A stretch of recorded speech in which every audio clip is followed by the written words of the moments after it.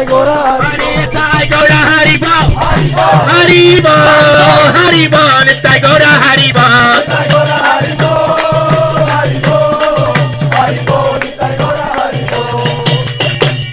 Devanab Sankirtan ki, Shri Shigori Thai ki, Srila Prabhupada ki, Srila Govinda Swami, Srila Gurudeva ki, Samaveda Bhakta Vrinda ki, Grantha Srimad Bhagavatam ki, Gaura Premanande, Gaura Premanande, Hare Krishna.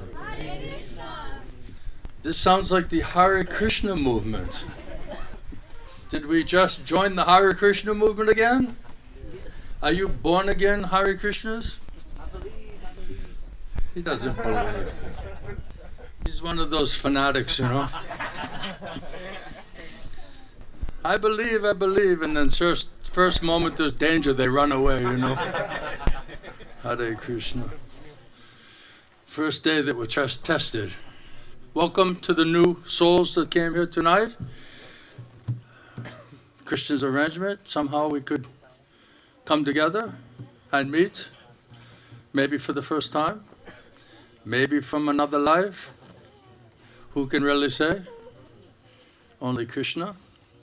So we can read from, are you happy today? Huh? Come on, man, be happy. We're starting off, he's already miserable, you know. Prabhupada said if you do everything nicely, rightly, you'll be enthusiastic and you'll be happy. So if we're not enthusiastic and happy, something's not quite right. Where's your bride, man? Huh?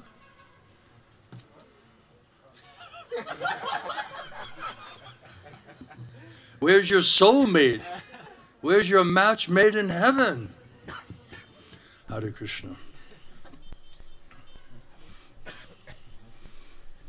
All right, I've studied, I prepared for you guys tonight because you guys are a rough crowd, man. To convince you, it's not easy. We're going to have to let Krishna convince you. Sometimes I say, even if Krishna came here and tried to preach to you, still you wouldn't accept it. That's how stubborn we are. Krishna says, because of false ego, ahankar vamudatma, bewildered by false ego, you could not hear me. And because you could not hear me, you're lost, or getting lost. So the idea is be devotee means how do we purify and get rid of this false ego, which is thick, thick, thick. Krishna said, you want to forget me? I'll make you forget me. I'll give you nice, big, fat false ego, where you can forget about your soul, you can forget about God, you can forget about the Sanatana Dharma, what is your eternal occupational duty, and you can just, in ignorance and foolishness, try to enjoy separate from God. If you want to forget me, Krishna said, I'll make you forget me. If you want to come to me, and you want to know me, and you want to remember me, then I'll give you intelligence and faith, understanding how to do it. So everything is based on desire, and Krishna is fulfilling the desire, whether it's spiritual or whether it's material. Krishna is the witness and the judge. Don't get upset with me. Krishna is in the heart of every living entity. Krishna says, I'm in the heart of every living entity. And from me, Krishna says, comes knowledge, intelligence, and remembrance, but also forgetfulness. You want to forget me? I'll make you forget me. You want to know me? I'll help you to understand how to know me. Surab, what are you doing here? How is this guy still here? Surab, explain to me. I'm baffled. I'm bewildered. How are you able to do all of this?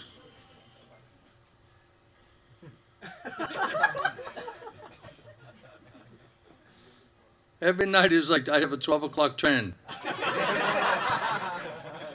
Isn't it? Like 3 nights in a row, 12 o'clock train. And every time I look, maybe he's just incarnating himself. Maybe this is just some different manifestation of Surab. All right, so let's turn to our text. Are you ready? Yeah. Oh my God. That sounded so confident. Om Namo Bhagavate Vasudevaya. Om Namo Bhagavate Vasudevaya. Om Namo Bhagavate Vasudevaya. So reading in the Bhagavad Gita as it is, chapter 14, the three modes of material nature, and we're reading text number 19. So 14, 19, three modes of material nature. Please repeat. Nānyaṁ guṇebhyaḥ kartāraṁ yadā draṣṭānupaśyati guṇebhyaś param vetti mad-bhāvaṁ so dhigacchati nānyaṁ guṇebhyaḥ kartāraṁ yadā draṣṭānupaśyati guṇebhyaś param vetti mad-bhāvaṁ so dhigacchati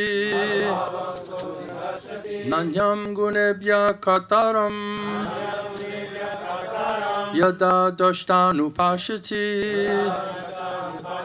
guṇebhyaś param vetti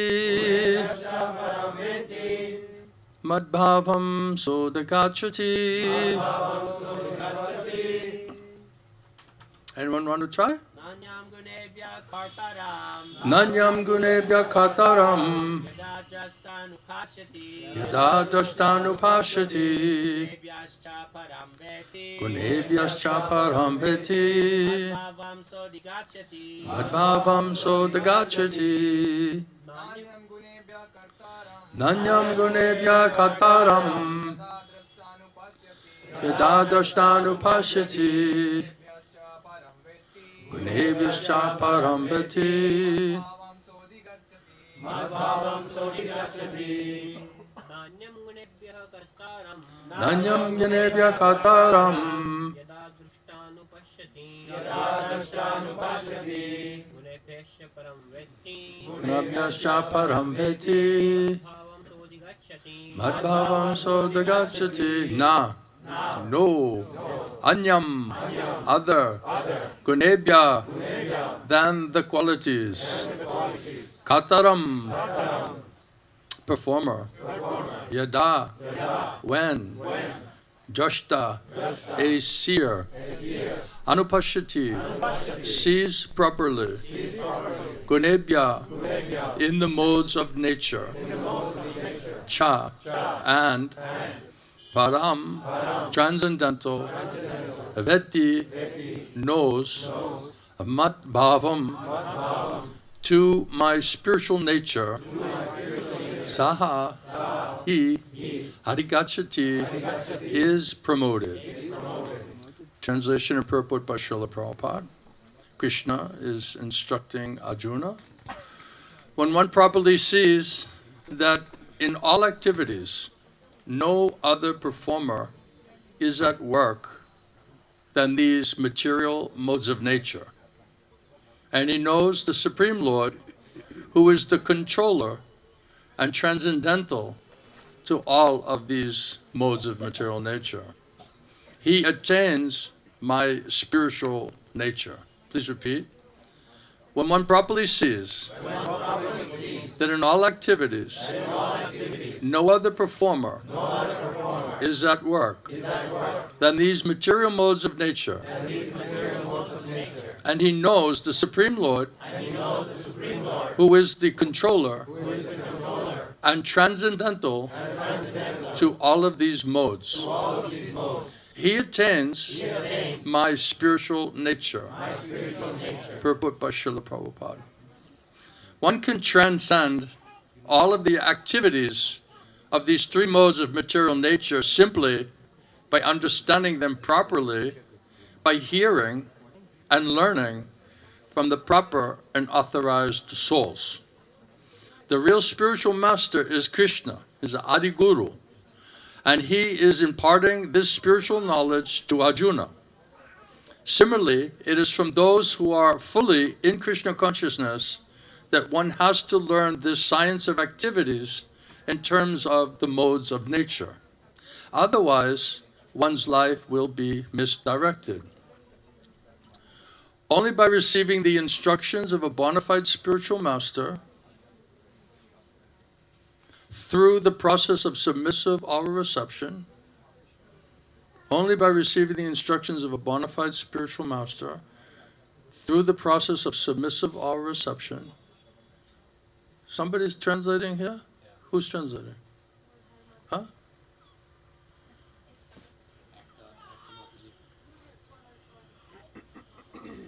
Are you translating also?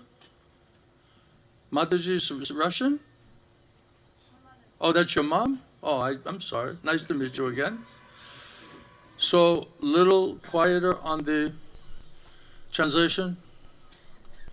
It's a little distracting.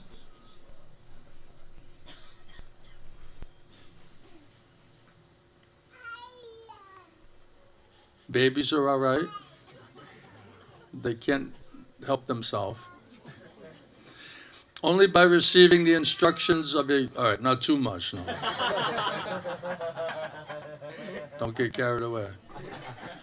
Only by receiving the instructions of a bona fide spiritual master through the process of submissive oral reception, Shotapanta, can a living entity truly realize his actual spiritual position as Atma Tattva.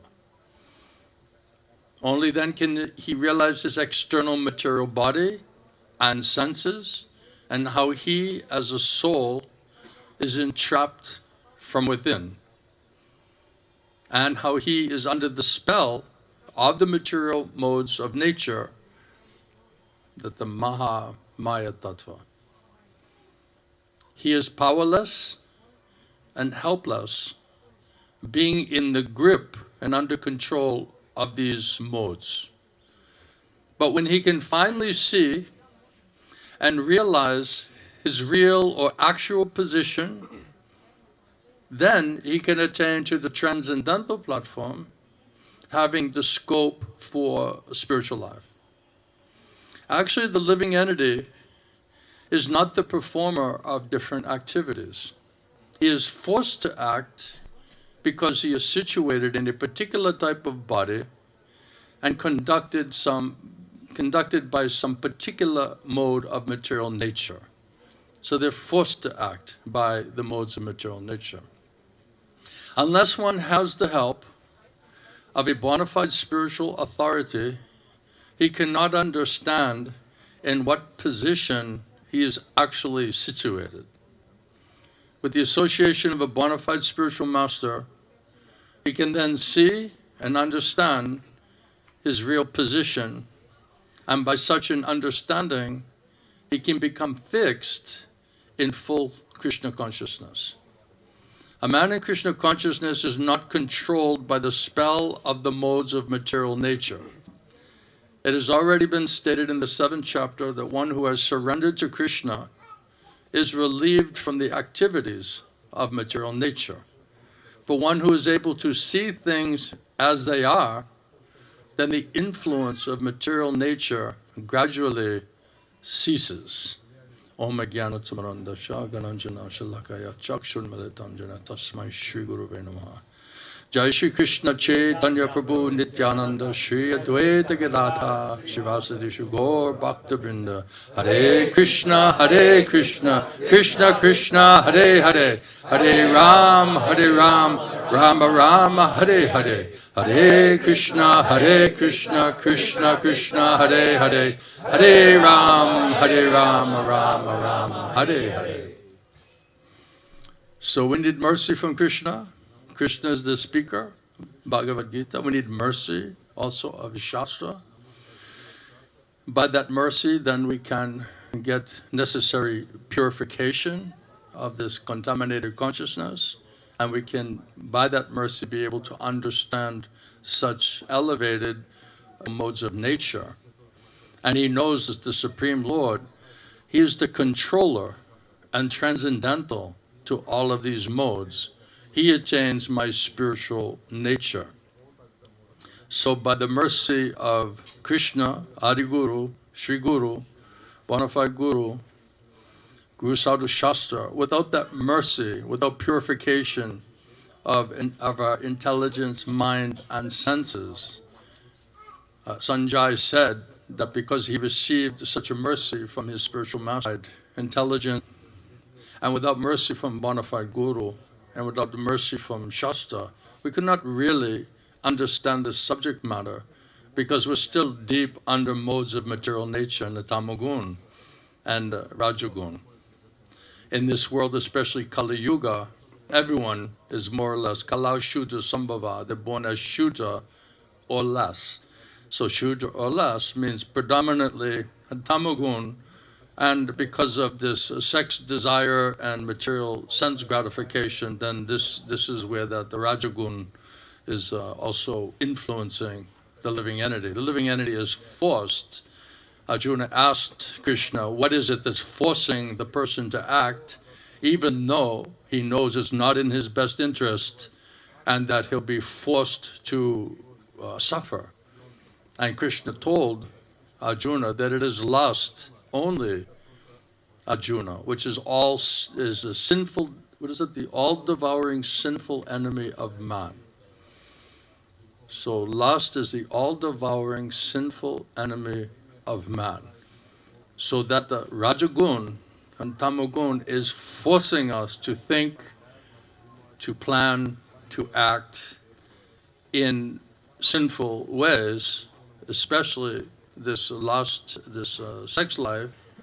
And because of that, we're being forced to act. Even you know it's not right, even you know you're going to suffer, and you know that it has to be given up, still you cannot do it, because this is a very deep Rajagun mode of passion, which is driving and forcing the living entity to think and to plan and to continue on with this activity as if they have no control. And that's really true, because we don't want to surrender to Krishna. So Vaishnavas explain that the Maya just puts a chain around your neck and just jogs you. So you're forced to act.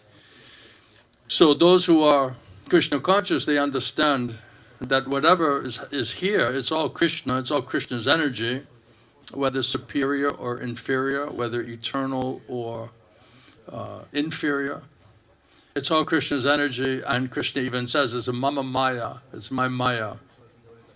So Krishna, he's controlling everything, he's supreme controller. He's also supreme proprietor of all of his energies, of our body, our mind, our soul. Everything belongs to Krishna, and he's controlling all of those things, either directly, if we're interested in devotional service, he purifies, controls mind and senses towards devotional activity, thoughts and activities, or if we want to forget Krishna, and Krishna knows you have this desire, then he uses Maya to cover us over and to control our intelligence, mind, and senses to act in sinful way.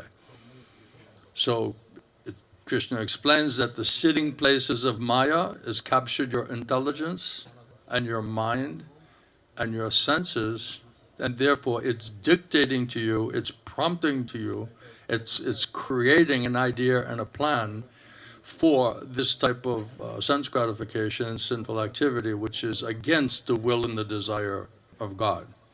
So either way, we are being controlled either by eternal spiritual energy, where Krishna is purifying, controlling intelligence, mind, and senses, engaging us in opportunity and devotional service, or he's using Maya to contaminate and control our intelligence, mind, and senses toward sinful activity, and therefore we're forced to suffer sinful reactions. So all of that is going under Krishna's control, either directly if it's spiritual, or indirectly if he's using Maya to fulfill our materialistic desire to teach us that particular lesson. Does it make sense? Some people think this is a deviation. I'm thinking this is our philosophy, you see. And so Kṛṣṇa is saying that one who can see and understand properly by purified intelligence, mind, and senses, by the mercy of the spiritual master, mercy of Kṛṣṇa, mercy of the Shastra, they can understand everything that's going on. It said, not a blade of grass moves without the will of the Lord. And so when we are in Kṛṣṇa conscious, we can understand all of these things, that nobody is acting independently. It's only those, Kṛṣṇa says, who are bewildered by false ego. They think that they're doing everything on their own. So bewildered by false ego, oh, it's my idea, it's my thoughts, it's my plan, right? We're just saying I, me, and mine. But Kṛṣṇa says, actually, it's all going on by my control, because it's all Kṛṣṇa's energies, and he's the controller of his energies. He simply, Prabhupada says, the only thing a soul can do is desire. You can desire to remember and serve Kṛṣṇa, or you can desire to forget and try to enjoy separate from Kṛṣṇa. That's the extent of our minute independence. We can either be a servant of Kṛṣṇa, and if we don't choose to do like that, then we remain servant of Maya. Then Maya just puts a chain around the neck. According to modes of material nature, tamagun, rajagun, one is just simply dragged into thinking about, hankering for, desiring, engaging in sinful activity, and forced to suffer sinful reactions.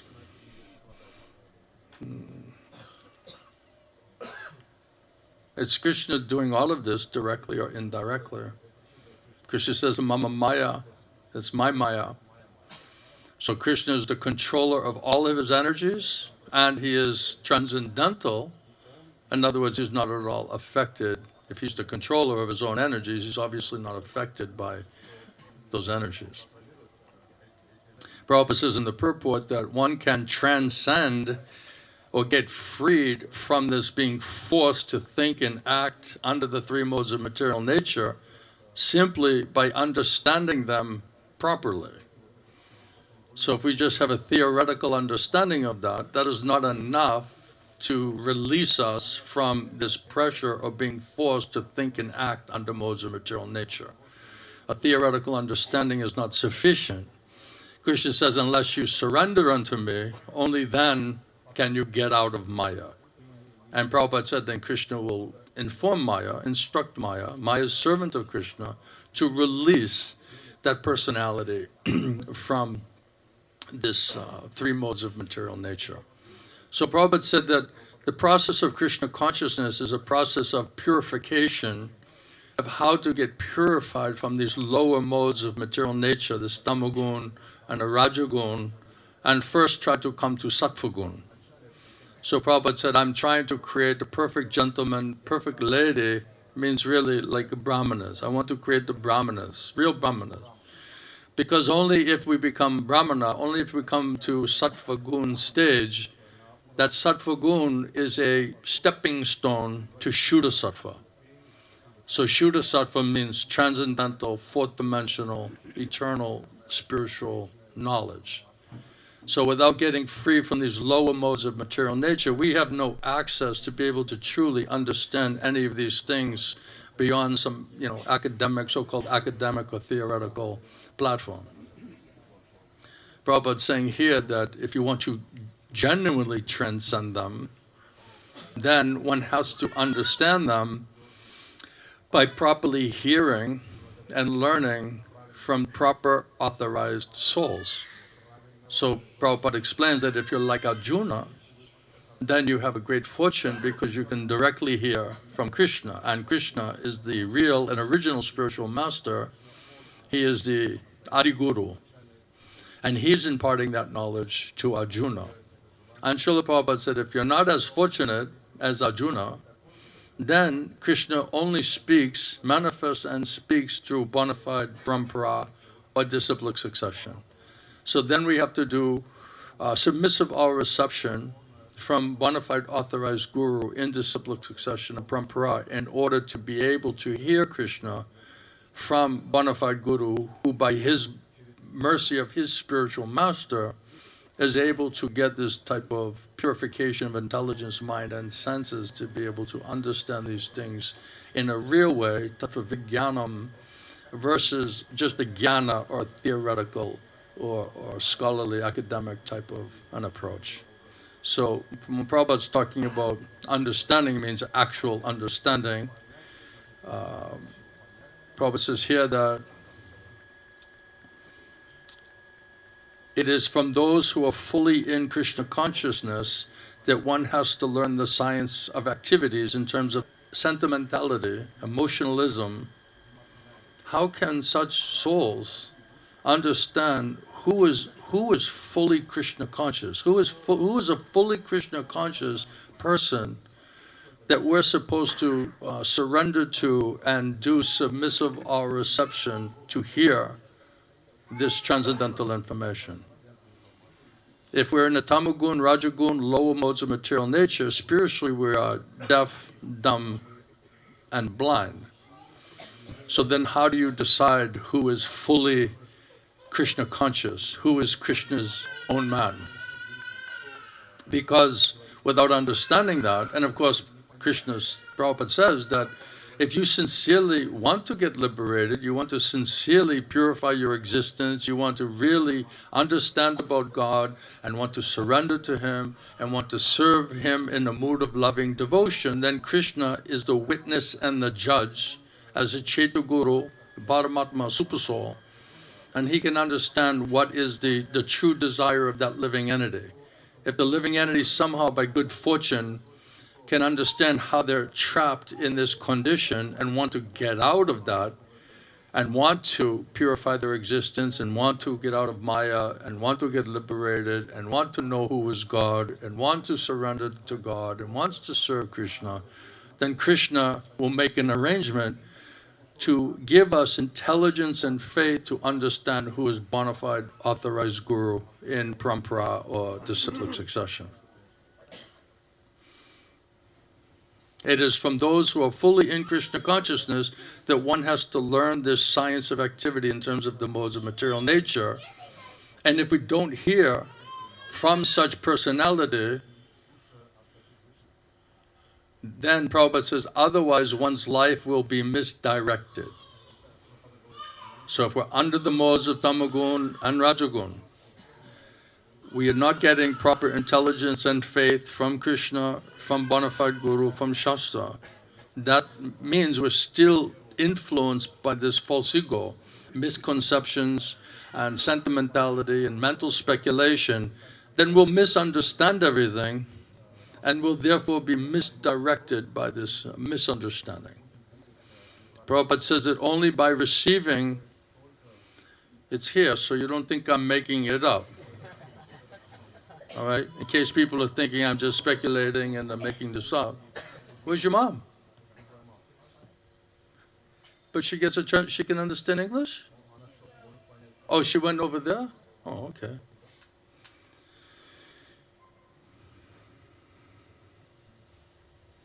I studied today because you guys are a very tough crowd.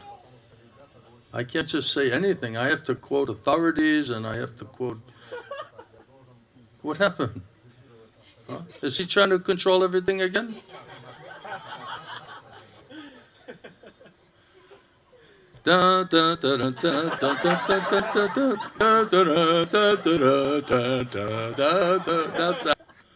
Then your life will be misdirected. Do you feel misdirected at all? Standing and misdirected. Only by receiving the instructions of bona fide spiritual master through the process of submissive oral reception, that is called Shota Panta. Shota means hearing, the path of hearing. Srila Prabhupada says that Kṛṣṇa consciousness is a path of hearing, a Shota Panta. And Prabhupada's whole program, all of his instructions, is based on proper and sufficient hearing and chanting about Kṛṣṇa. Only by that submissive awe reception can a living entity, draṣṭā, one cannot get the purified, spiritualized intelligence and consciousness to be able to understand what is our actual spiritual position. Go downstairs, something else. Something else.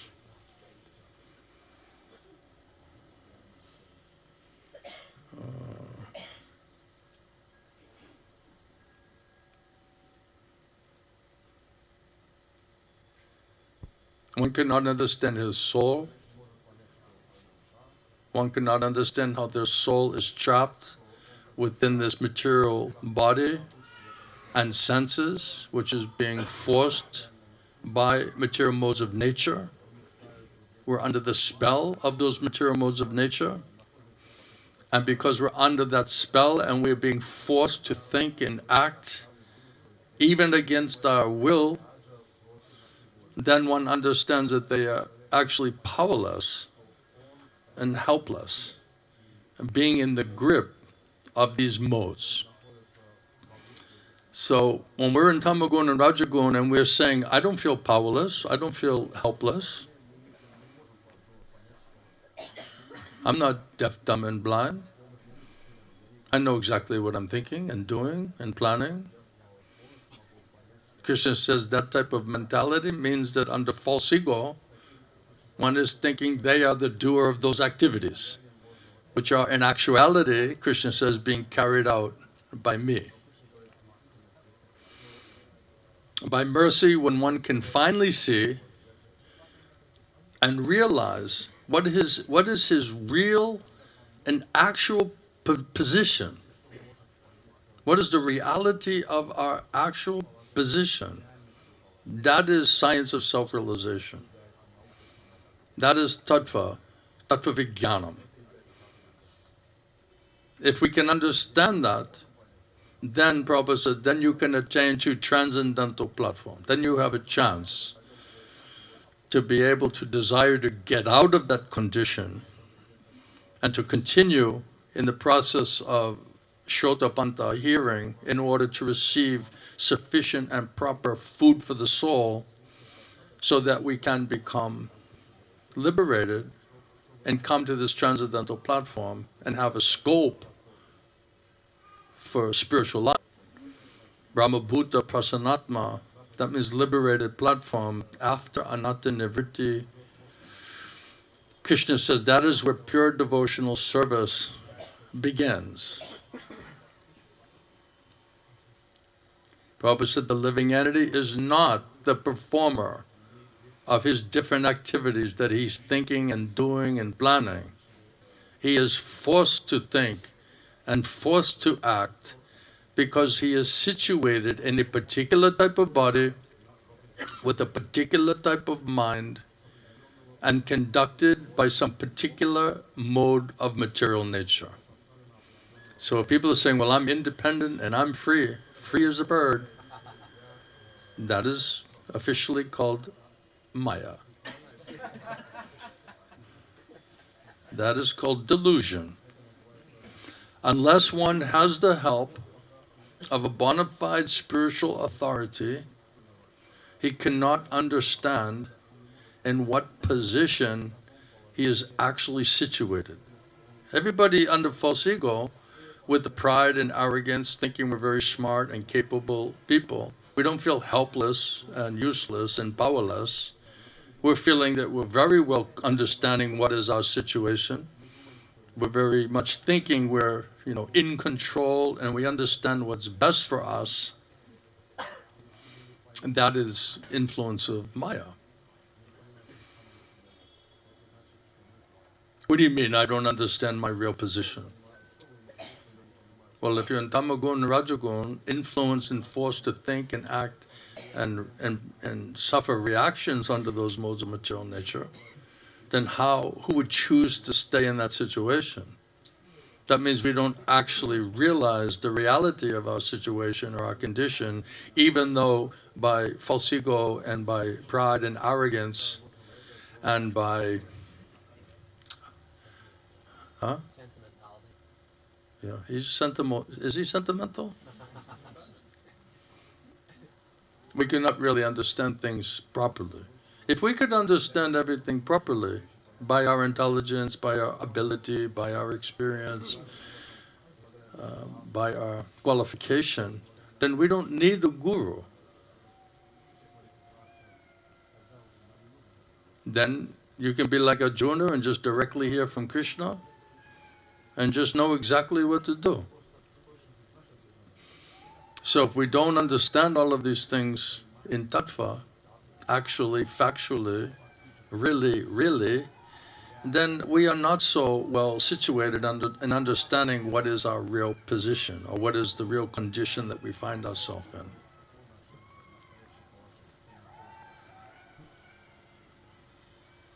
So this is talking about association and hearing. And as Prabhupada said, if you're fortunate like Arjuna, then you can directly hear from Kṛṣṇa. If you're not like that, then Kṛṣṇa, then he speaks through bona fide authorized disciplic succession, paraṁ. What is paraṁ? What is disciplic succession? So if you understand that Kṛṣṇa is only going to speak and manifest through bona fide authorized representative of Kṛṣṇa, then who are these people?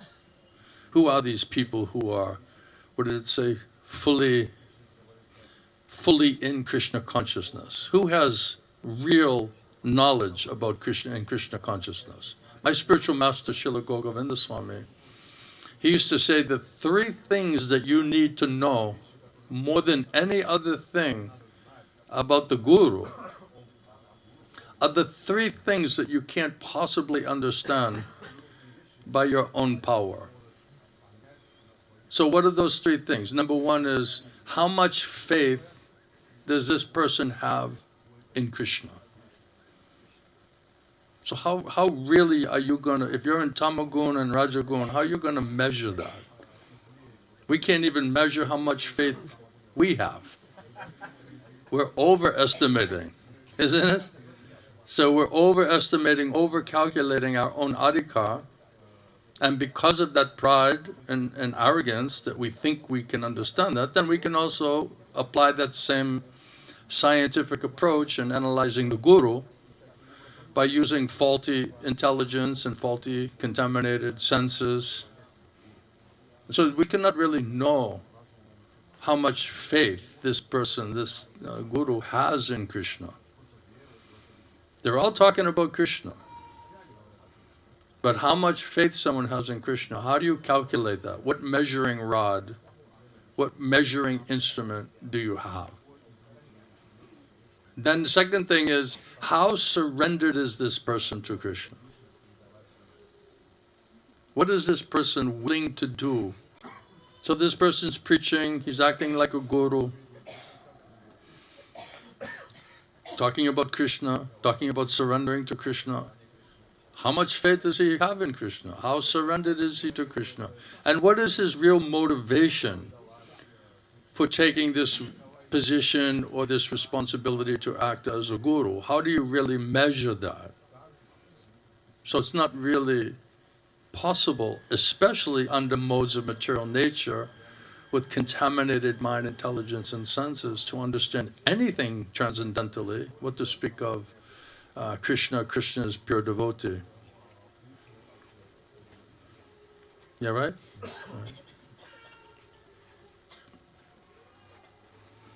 So then it says we have to submissive all reception. We have to surrender and hear from such bona fide authority within this Shota Panta, this path of hearing. And so Prabhupada talks about association with Sadhu, Guru, Vaishnava. And that association means hearing. So it's not like, oh, I'm just rubbing elbows, with the Sadhu, Guru, Vaishnava, so I'm associating. So association means submissive or reception, means hearing from them. And it's not even by reading. Right here, you have Kṛṣṇa himself giving this instruction. So why not he just say, well, just, I'm Adi Guru, I'm the source of all of the Vedas, I'm giving instruction to you as I give to Arjuna. So why isn't that enough? Why isn't that enough to get all the benefits and the effects of hearing directly rendered to and do submissive or reception from a person, a servant of Kṛṣṇa, who is Krishna's own man, who is a person who's fully Krishna conscious? Why would you have to do that if you just associate and hear and read Krishna's instructions? Why does Krishna say, if you really want to understand me in tattva and truth, then you have to surrender? Tad-vidi pranipatena pariprasnena seveya. Upadekshantite jnanam jnaninas tattvadashina. You have to surrender to my representative bona fide guru.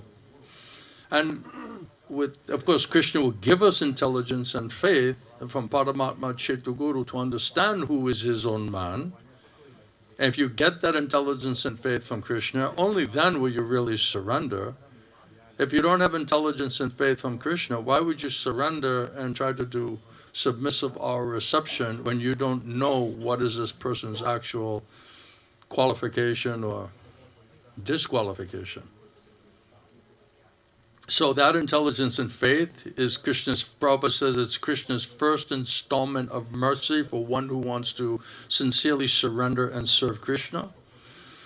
Then Krishna gives you that intelligence and faith, then you can understand, oh, this is where I have to surrender, this is where I should do submissive or reception, this is where I can hear that Harikatha, Krishna Katha from empowered, authorized representative. So Krishna is speaking to Arjuna. It's being written down in Bhagavad Gita as it is. And yet Prabhupada's talking most of this purport about associating, surrendering, doing submissive or reception, and hearing from a representative of Krishna or from Guru, spiritual master.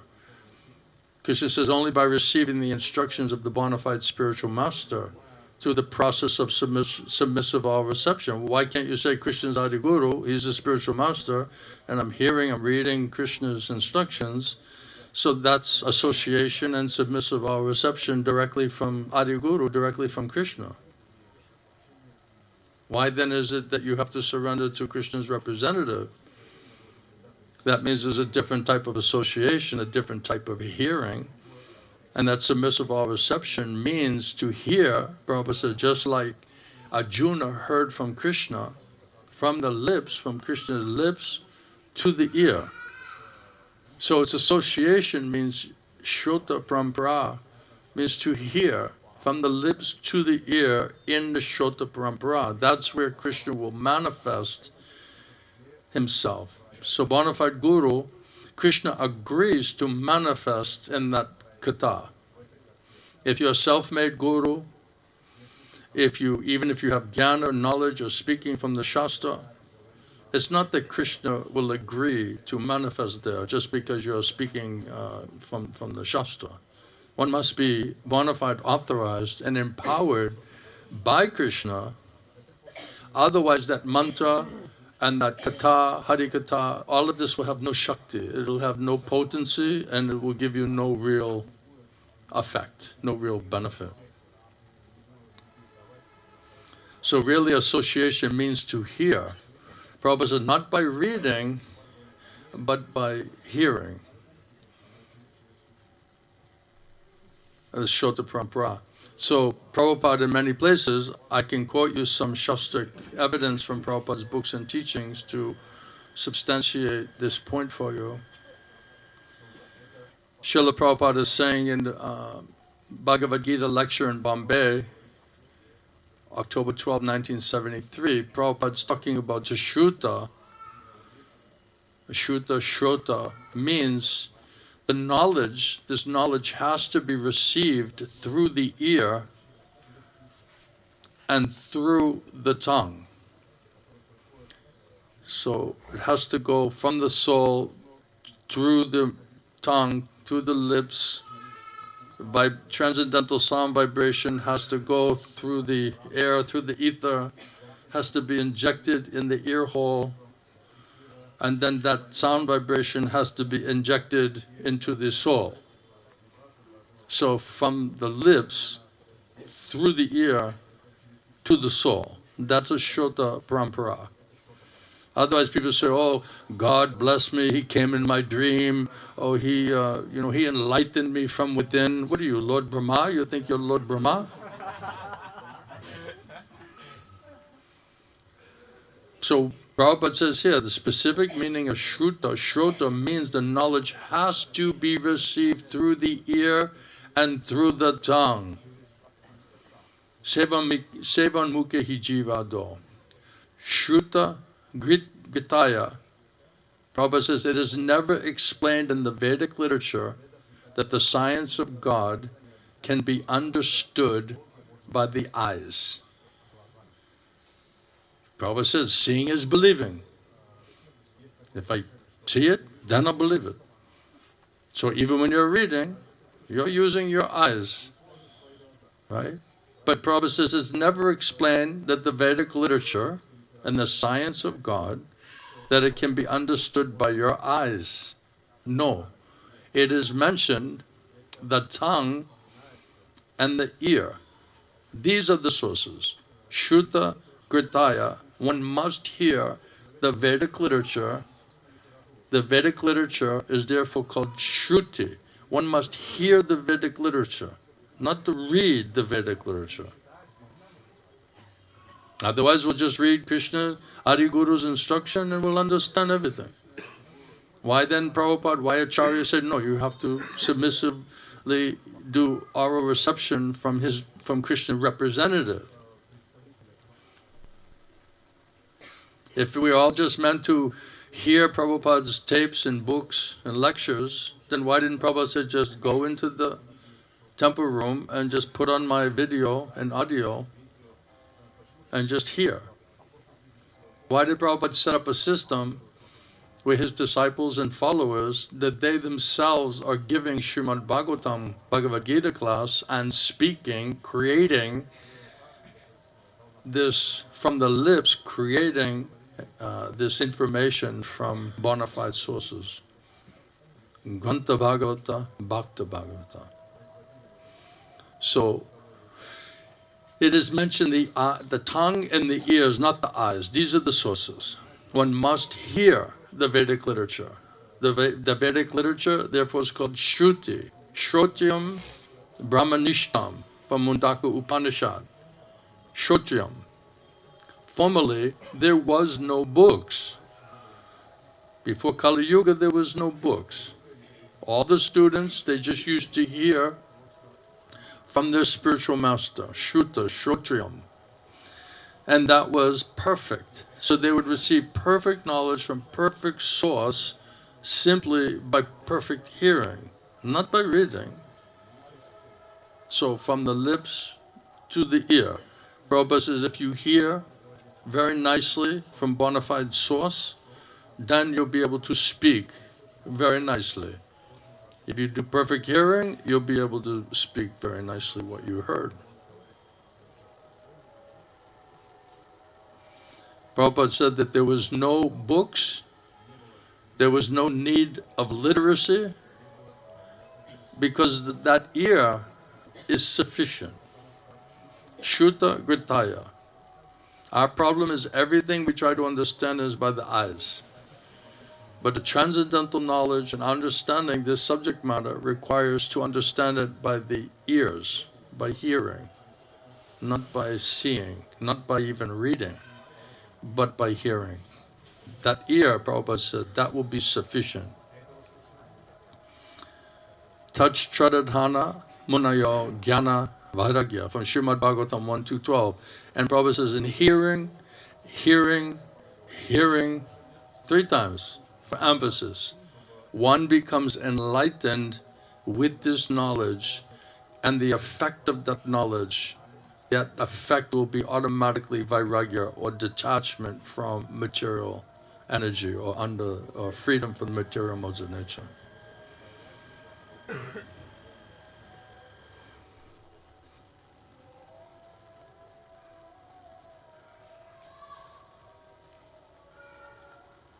from Bhagavad Gita, Prabhupada speaking in New York City, November 16, 1966. Prabhupada said, just become submissive. Of course, without Krishna's intelligence and faith, how you'll be submissive? Why would you be submissive? Why will you surrender? Unless you have unflinching faith and intelligence from Kṛṣṇa, where you should surrender, where you should be submissive. If you don't wait for that intelligence and faith from Kṛṣṇa, then you'll be surrendering and submissive to wrong person. And then you'll get the wrong information, and you'll not get the benefit or the effect, because we're not executing the exacting science as it's laid out. Prabhupada said, just so he's trying to humble us and make us understand that we have no karma, no jnana, no yoga, no bhakti, really insignificant.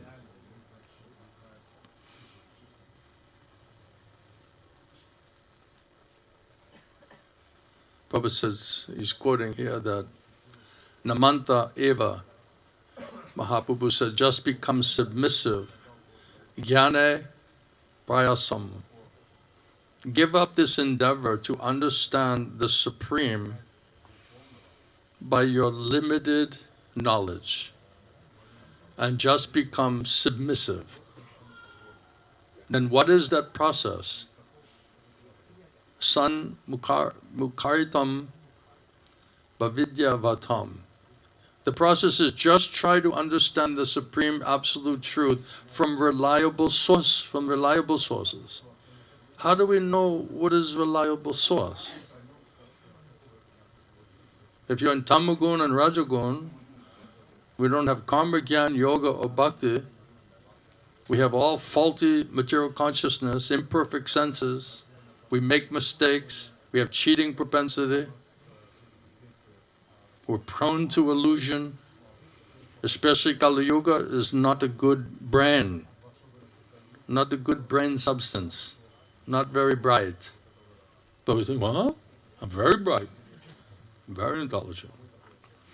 So just give up trying to understand the Supreme Absolute Truth by your limited, faulty senses and intelligence. Just be submissive and try to understand the Supreme Absolute Truth from reliable sources.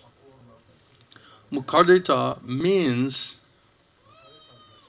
from the lips of realized souls. That is reliable source. Without Krishna intelligence and faith, how do we understand who's reliable soul? How do we understand who's fully Krishna conscious? How do we realize who is truly realized soul, who realizes this information? Not speaking just theoretically. Just like Arjuna, he's understanding about God, about the absolute truth, directly from Kṛṣṇa, from the lips of Kṛṣṇa. So this is the process. So similarly, if we want to understand about God, we have to hear from the lips of Arjuna or his bona fide representative in parampara or disciplic succession. This is the process. Shruti-gatam. Just try to understand through your ears by submissive oral reception from bona fide authorized authority. The Shruti means the ear. Reception must be received through the ear. Then just try to practice that in your practical life. I have so many of these, so I don't know how much patience you have, but I'm just quoting authorities, previous Acharya Srila Prabhupada explaining, and Mahaprabhu explaining, that he's setting up this system where everyone just has to come and hear directly from bona fide authorized source, and that means from the lips to the ear, not by reading, not even by reading Krishna's instructions, will you understand it. It has to be heard. So Srimad Bhagavatam has to be heard in order to truly realize it. So bona fide Guru, he can make Kṛṣṇa appear. You can't just be self-made Guru and say, okay, Kṛṣṇa, I need you to appear here. Right? It's Kṛṣṇa himself says, who he will appear through. You can't just put on, a dhoti, kurta, sannyas, get a danda and say, and start quoting shlokas and say, okay, Kṛṣṇa, you appear here. And then Kṛṣṇa is just supposed to run there because you've decided to become a guru. So Kṛṣṇa will say, when they ask Srila Prabhupada, after you, who will be the next representative or spiritual master in ISKCON? And Srila Prabhupada said, Kṛṣṇa will say. Kṛṣṇa will say. So we have to be completely depending on Kṛṣṇa to make that arrangement, because we don't know who is Kṛṣṇa's own man. Kṛṣṇa knows who is his own man. So we have to be completely depending on Kṛṣṇa to make an arrangement and then give us intelligence and faith in that arrangement. Otherwise, without intelligence and faith from Kṛṣṇa, how can you be expected? Why would you completely surrender and do submissive our reception, spiritual master? So this idea that conditioned souls are just supposed to wander around and find out like who is their guru is a madness, foolishness. Well, time to pick a guru. Oh, you're in Australia? Oh, here's the gurus in Australia. You're in Russia? Oh, here's the gurus in Russia.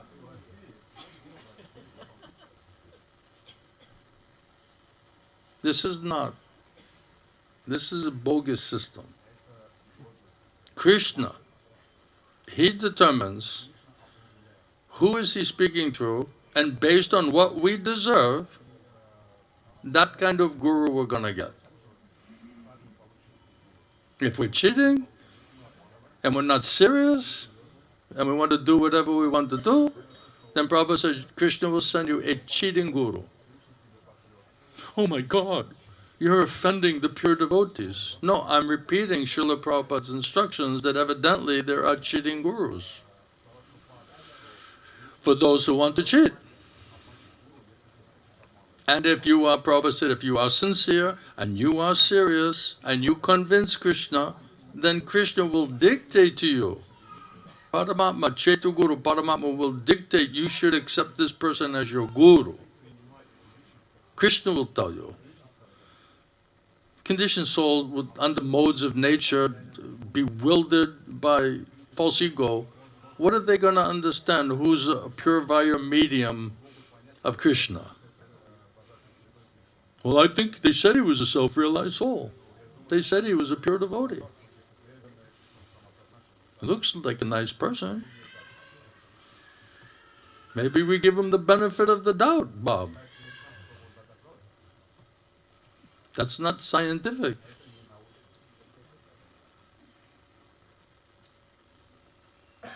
If you want to buy a diamond, you need to study and understand what is a diamond. Now, Prabhupada says if you're looking for a diamond, you have to have some common sense. You don't go in the milk store looking for the diamond. That's at least common sense. If you see, Prabhupada said, if you read my books and my teachings and instructions, like we're quoting Srila Prabhupada, who doesn't quote that and is deviating and speaking some other thing, Prabhupada said, right away you can understand this person's a rascal. As soon as you don't present it as it is, that's why Prabhupada said, don't change anything. Just do what I'm doing. Just say and repeat what I'm saying. As it is. Then, by mercy of Guru Kṛṣṇa, those words may be impactful, empowered to be able to convince other living entity. As soon as you add something or subtract something, you're broken off from parampara, disciplic succession. Therefore, there'll be no, it's like a broken wire. It's broken, there's no connection. Kṛṣṇa will not manifest there through this type of broken connection. This is an exacting science. This is not like, well, you've been in ISKCON for 6 months, you need a guru. Nah, just go shopping for a diamond. There's the 10 diamond stores there in Bangkok, Hong Kong. Yeah, you'll find a diamond. All kinds of shiny stuff down there. It looks shiny to me. People commented, said it looked beautiful. Any questions or points so far?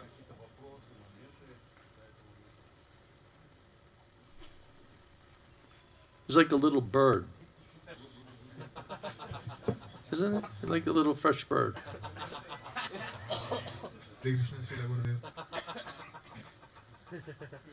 Hi, Bo. Gurudev, I'm so exhausted. Take some rest, man, you know? He's exhausted. Use some common sense. You're tired, go take some rest. Not physically, Gurudev. Huh? Not physically. Oh, not physically. Whoa. Whoa. Is Maya making you tired? Yes. Oh. This is self-realization right here. You don't want to enjoy in the Maya? Maybe you just didn't know how to do it properly. Just ask Sham, he'll help you. I only want help from you, Gurudev. I paid him to say that. I told him, if you say this, I'll give you 5,000 rupees. This is all planned.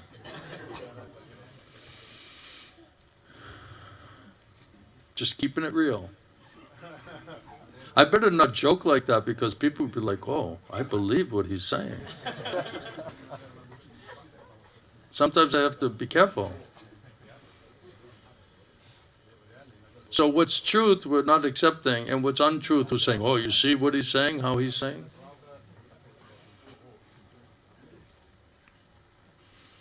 This is a science. Everyone has to do the mathematics. These are the principles, this is the process, these are the tattvas. This is what we need to know in order to understand properly as to what to do, what not to do. Everyone has to apply it themselves. You can't do it for somebody else. If you hear the truth and you're a seeker of the truth and Kṛṣṇa is telling you the truth through Guru, Sadhu and Shastra, if you're simple, you'll hear that message, you'll immediately take that. But if we're not simple and we're not serious, then we just stick with the stupid speculation and listening to our mind and calculating on the false ego platform, then it's gonna be impossible to understand these topics. Anybody else? Nice question or point? Yeah?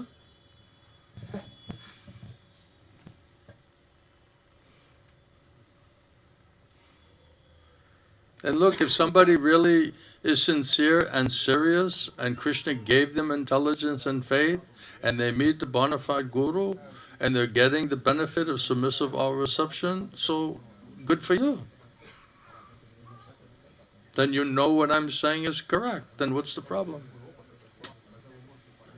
Then you know I'm presenting the philosophy as it is. So, Prabhu is asking that can any pure devotee can become guru? Like, No. No. Just because someone may become pure devotee doesn't mean that they're automatically a guru. Because everyone has a different seva. So one has to be bona fide, authorized, instructed in that particular seva. What if you're a pure devotee and you take care of the cows? Are you supposed to give up the cow protection and go around and start becoming a world acharya? If your expertise is taking care of the cows? So what if you're a pure devotee in cooking? What if you're expert cook, pure devotee cooking for Kṛṣṇa, Radha Kṛṣṇa? Are you supposed to give up that cooking and go and try to be like a preacher? Arjuna, he's a Kshatriya, a military man.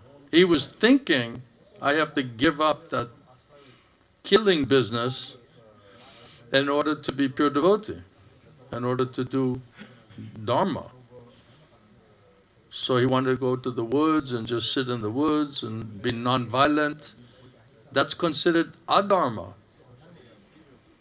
That's sinful, because he's, Prabhupada said, skillfully avoiding the fight. So everyone has a particular dharma, Sanatan dharma, from Kṛṣṇa, which is our specific instruction.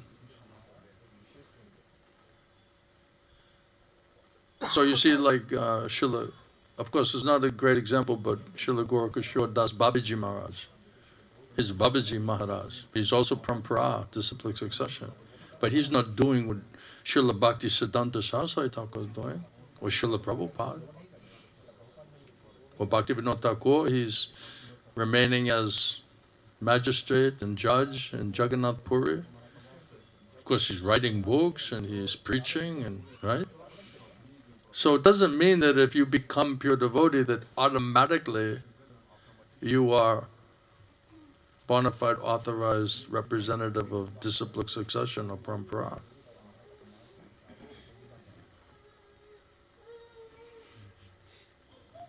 Do you agree with that?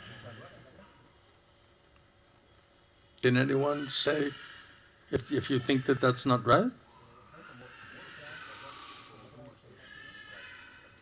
What if you're expert at taking care of the deities and you know all of the details of how to do deity worship and you're a pure devotee? Then are you supposed to give that up to go and travel around the world and give lectures on Bhagavatam, Bhagavad Gita?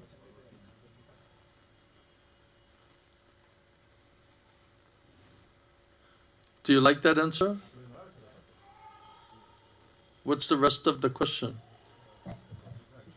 That's the question. That's just the question? Yeah.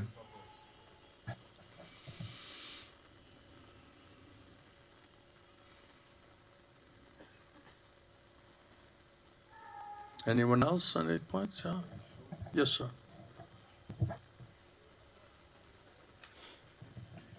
Hare Krishna. Haribol. Thank you for coming. Thank you. I appreciate it. What does it mean to take full shelter of a guru? What does it mean? What does it mean to take full shelter of a guru? Full shelter? Prabhupada said the first mercy that you should try to seek is from Kṛṣṇa. If you can somehow have unflinching faith that we are servant of Kṛṣṇa, and we want to surrender to Kṛṣṇa, and we want to just know what is Kṛṣṇa want me to do. So that desire to want to fully surrender to Kṛṣṇa and serve Him in a mood of loving devotion, that's the first goal and first mercy. Then it said that when we can show Kṛṣṇa that sincerity and seriousness that we want to surrender and serve Kṛṣṇa, then by the mercy of Kṛṣṇa, He'll send you a bona fide spiritual master. So by the mercy of Kṛṣṇa, one gets a bona fide guru, and by the mercy of bona fide guru, he'll help us by explaining all of these things, creating transcendental topics and sound vibration so that we can do this Shravanam, hearing. And then Krishna is manifesting in that hearing process. So at first, dictation is from Paramatma, Supersoul, Krishna in heart. He'll give you intelligence and faith who to surrender to and who to hear from, who to do submissive or reception.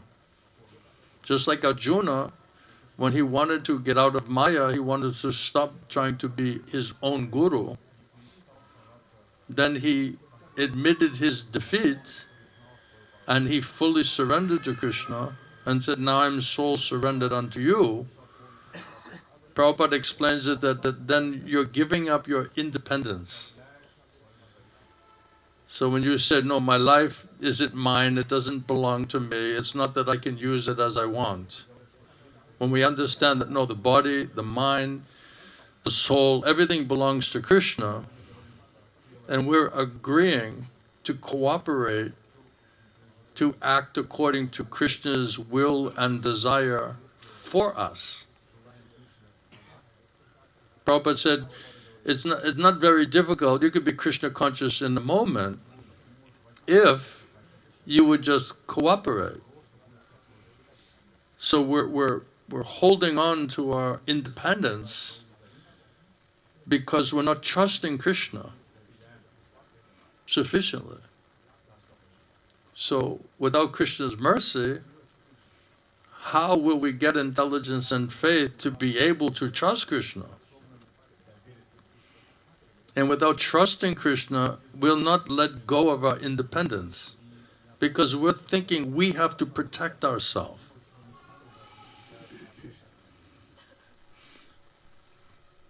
Someone said to Prabhupada, well, if you give up if you become simple like a child, then you'll get cheated.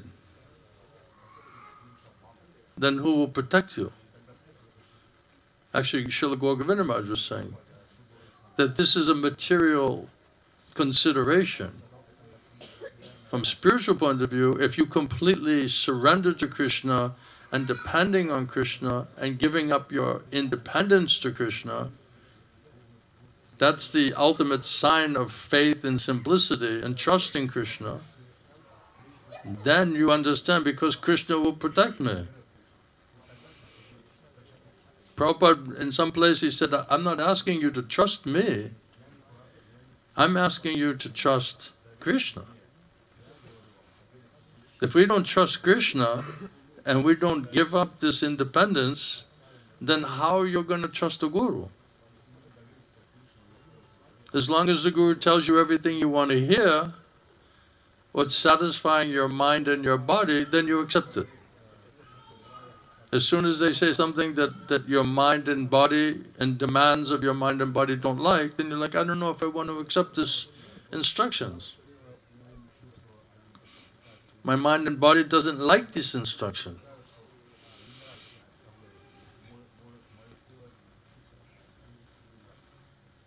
So Prabhupada explains it that you're giving up your independence, because really we don't belong to ourselves anyway.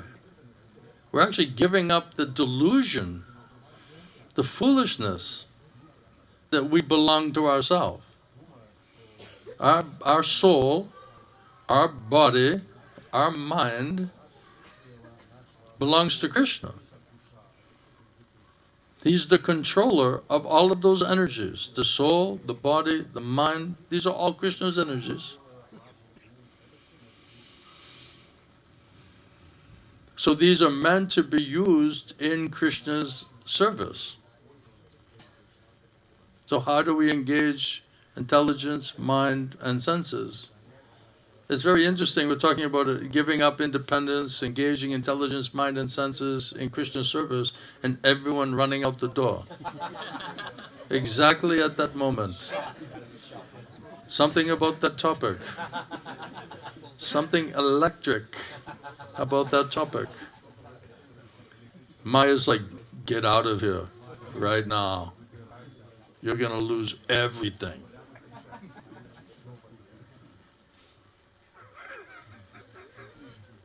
all your hopes and your dreams and your plans and your attachments and your sense gratification and your money and your life. Now nothing belongs to you. Whoa. So who wants that kind of guru?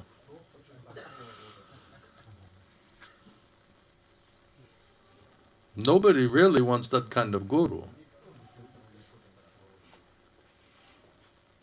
They like someone who's nice. How are you? They're happy, you know, pat you on the head, give you a cookie, give you a garland, give you their darshan. What are you doing for Kṛṣṇa? Oh, I'm doing like this. Oh, very nice. Just do it with loving devotion. Very good. Yes. Then go back to Godhead. Okay, no problem.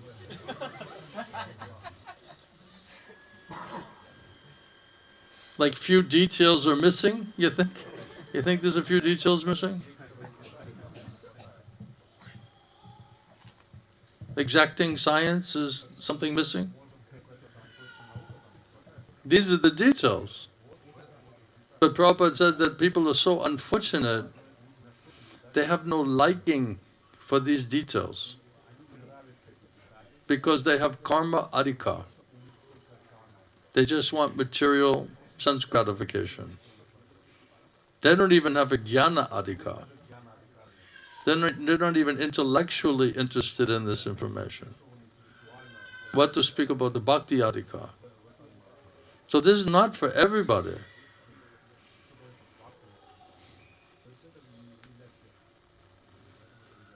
Some will really like it and love it, and others will be like, "Phew." It's like, why'd you leave? So I had to go shopping. I had to go shopping. One devotee, I was preaching to him in Bhagavatam class in the morning. He was so fired up, he was happy, he was listening to everything. And then all of a sudden he's getting up and leaving. I said, hey, where are you going? He says, I have to go get married right now.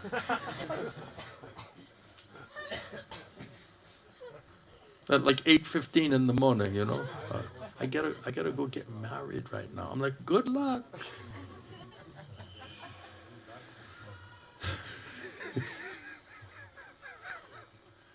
So Maya can just easily pull you away. Because mind, body doesn't like this information. What is it called? TMI? Too much information. This is too much tedious information. So this is not for everybody. We understand that. Yeah, you guys are moving around a little bit, like you look like you're sitting in a frying pan or something. Is it getting a little uncomfortable for you now? Is the heat getting a little higher?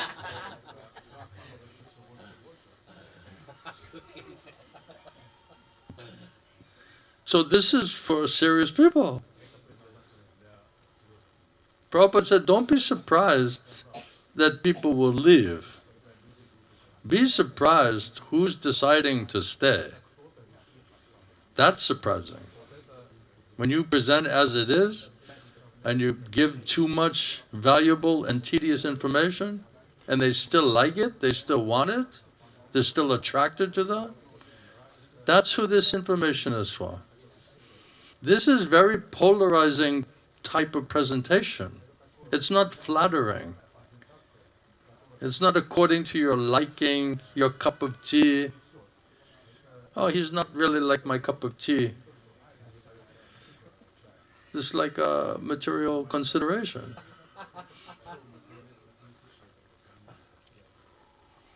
You want a different type of presentation. Dilika ladu.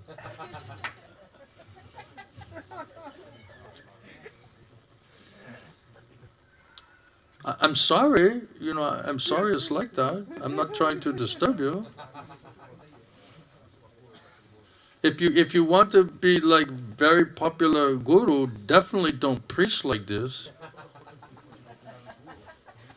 You know, if you want like tens of thousands of disciples, you don't preach like this, really.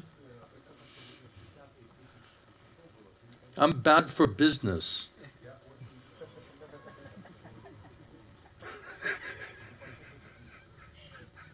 Everything's going great, and then Gurudev starts preaching, and everyone just runs out the door, you know. Some stay, some stay. This is for seekers of the absolute truth. So we're like, Prabhupada said, you should be like scientists, and you should be taking all of this information and considering all of this thing like scientists to try to understand what is absolute truth. That's what we're trying to do. That's what we did. That's how we came here. That's what we're trying to share with you. But not everybody can buy a diamond. It's rare. Especially costly, valuable diamond. Not everyone can buy that. That's understood. If you're happy with your pieces of glass, shiny glass, then be happy, no problem. If you're not happy with that, well then maybe you need more. Any other questions or points on this or any topics? Yeah? Be careful, your mother's here.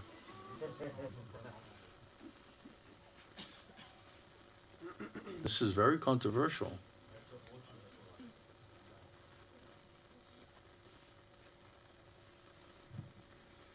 Hare Krishna. Haribo?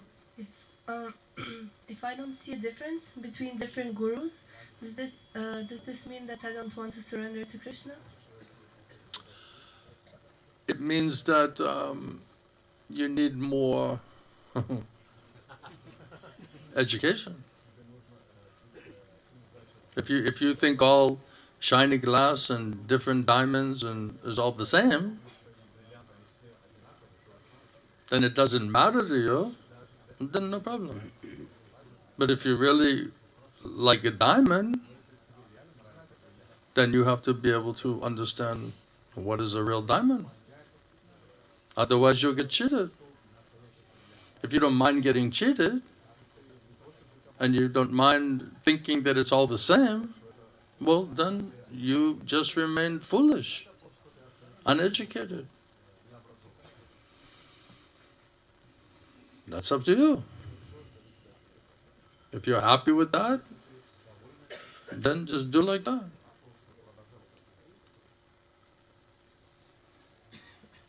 What is the question? So there's different types of gurus, and what's the question? If I don't see the difference between hearing different gurus, if like after hearing I don't see any difference. Because you're not depending on Kṛṣṇa. According to your mind, according to what you think you're hearing, according to your estimation, you don't think there's any difference. But unless you get mercy of Kṛṣṇa, then only you can understand there's a difference.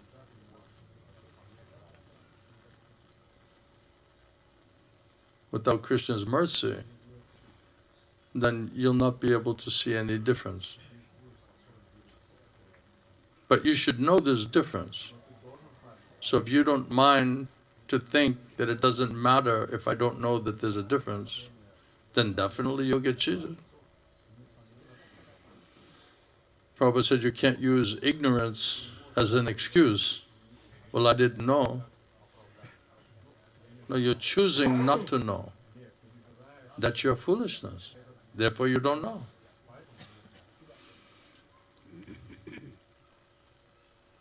Then you get cheated.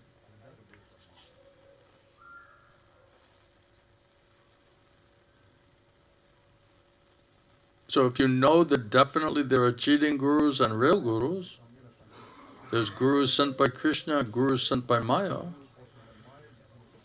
and then you're saying, I don't know the difference, then definitely you're getting cheated and you will get cheated. Because you don't understand the science. You don't understand the dependence on Kṛṣṇa to give you intelligence and faith to be able to make distinction and to understand the differences. Then you get cheated. Anybody else?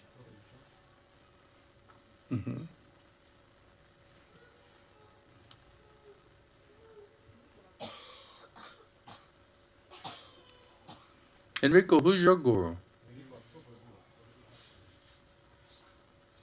Your mind? Your mind is your guru. No. Hare Krishna, Srila Gurudev. What means tattva vijnanam? It's transcendental platform, tattva vijnanam. Prabhupada explained tattva vijnanam. Vijnanam means realized scientific knowledge. Vijnana means knowledge, but theoretical knowledge.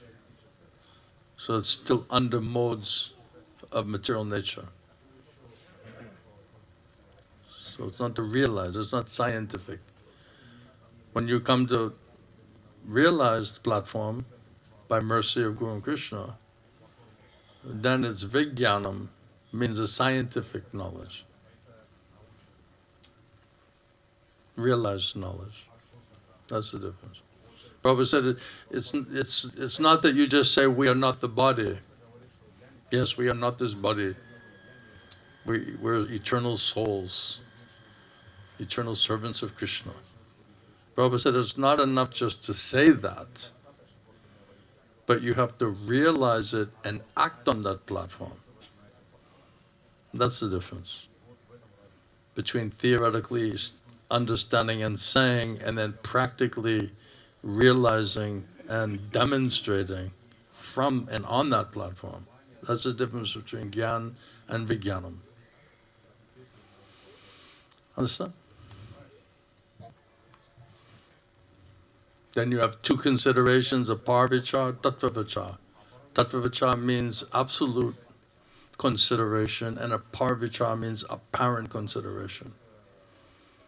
So a par-vichar is coming from this jnana platform, mixed with all types of gross and subtle material speculation and sentimentality, misunderstanding. So the absolute truth, or the supreme absolute tattva vijnanam platform is blocked and covered because we're not qualified. So all you know is apparent consideration, not absolute consideration. If you have absolute consideration, then you can know absolute consideration and apparent consideration. Apparent guru and real guru. Apparent knowledge and realized knowledge. Apparent bhakta and Shuddha bhakta. Apparently guru and really authorized bona fide guru. So it's a matter of which perspective are we hearing from and understanding on. All right? Question back there? Yeah? Hare Krishna. Hi, Paul.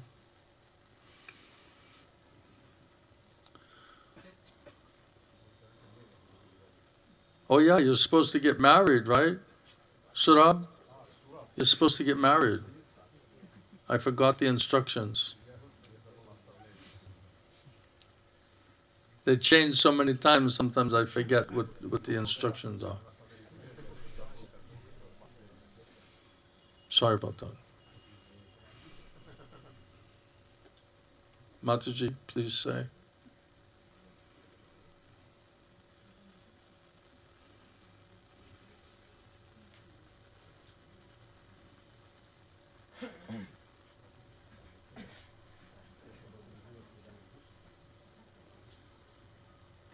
I know this is disturbing. I'm really sorry. I don't want to disturb you, but I'm forced to speak this. Yeah.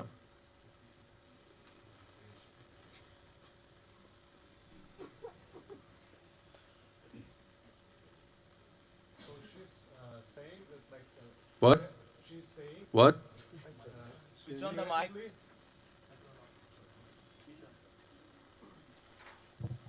Hare Krishna. Oh. That's vijnanam. She's saying that theoretically we we know that we should surrender to Krishna, but how practically we should surrender to Krishna? You're not satisfied with your apparent theories? Then we have to try the real one, the real thing. So now you know what doesn't work. Now you know, right? What's not real. So now you can't be satisfied with the theoretical. It's like getting a pizza, and you get a box of pizza and it has a picture of the pizza on the top. And then you open up the box and no pizza's there. And then you're just like chewing like the cardboard picture of the pizza.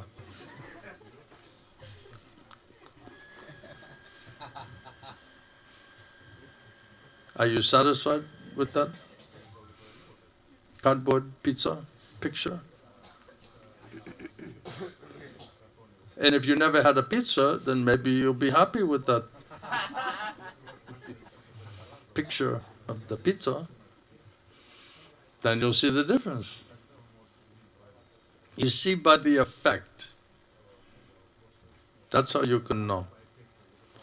What is the effects? Is there no effect, or is there some effect? If it's empowered and authorized, there should be some effect. When I heard from Srila Govinda Swami, I wasn't looking for a guru. I already had a guru. And we already accepting Prabhupada.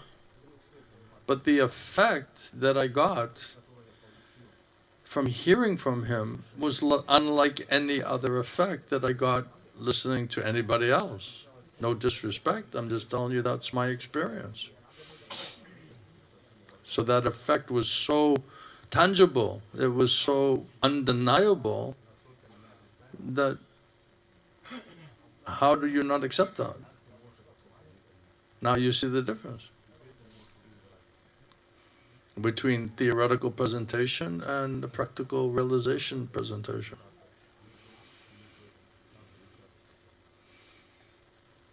So does that mean you want to like really surrender and not theoretically surrender?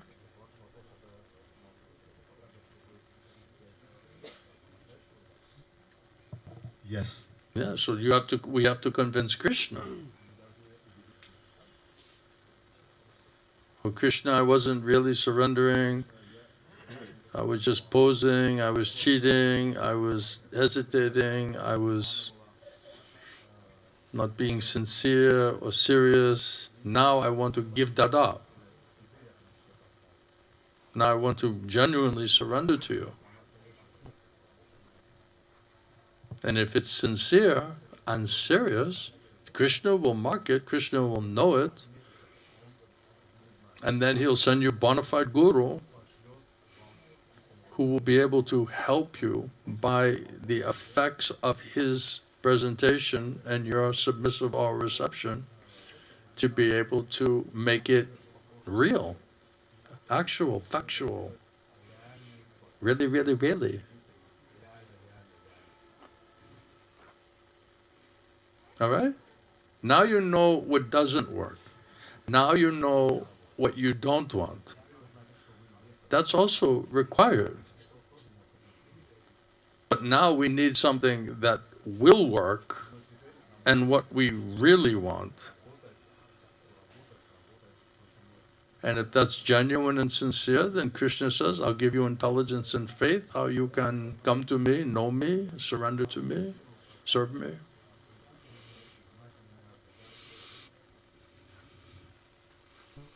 I remember my spiritual master, he used to say, if you're hearing properly from bona fide guru, proper knowledge, information, and you're thinking, I don't want to remain Mayadas, Mayadasi anymore. I'm fed up. I want to really surrender to Krishna and become really Das, real Krishna Das, Krishna Dasi. Stop this posing, cheating. If you're thinking like this, I want to give up being Maya Das and become really Krishna Das, that means that should be the effect. That's the effect of proper hearing in the proper association. I remember thinking this is such a simple way of understanding whether you're hearing properly in the right association. Like if you want like a sutra, instead of reading the whole manual, right? They give you these little quick, most important things, right? And one of those was, what effect is coming to you is that you're sincerely, seriously, from the core of your heart saying, I don't want to be Maya Das anymore. I want to become Krishna Das. So if you're praying like that, and it's serious, and it's from the core of your heart, that's the proof that you're hearing properly from the proper source. Because that should be the effect and the results of proper hearing from proper source. That's the proof. If it's coming from Maya, you'll not think like that. If it doesn't purify you and wake you up and shake you and challenge you, then it's not coming from Krishna. Because there's no results, there's no effect, there's no change. So shit, well, am I hearing from the right person? Is this Krishna's arrangement? And you're sitting there thinking, I want to fully surrender to Krishna and not be Maya Das and Maya Dasi anymore? What better proof do you want?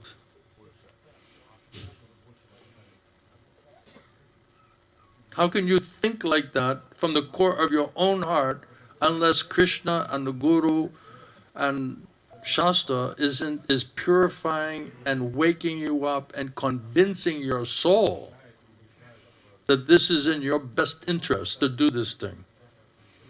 That's the proof that it's working. Because what's the end result is, now you're thinking, I want to surrender to Krishna, like really, and not superficially or sentimentally or theoretically.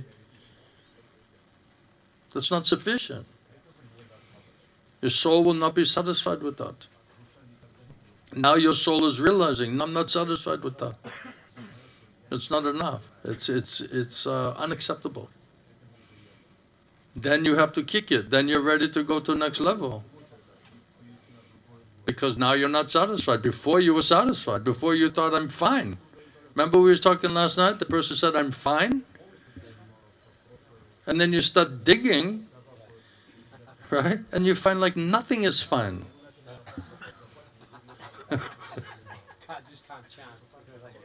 And then it turns out, actually, I'm realizing I'm not fine at all. Well, it started off like everything is, fantastic. It's like I'm practically in Vaikuntha. I'm such a pure devotee. I'm such a sincere, surrendered servant and disciple. Yeah. One Mataji said, yeah, I surrendered 10 years ago. That's not even a question. She's running off of 10 years ago, some sentimental, theoretical surrender to Krishna, and that was enough. That thing is done. I already did that. It's supposed to be like every moment. Yeah, I surrendered like 10 years ago. Like, why are you even questioning that? And then it says if you don't get Krishna bhakti, prem bhakti, you can't get out of Maya. And without getting out of Maya, then what kind of surrender is it?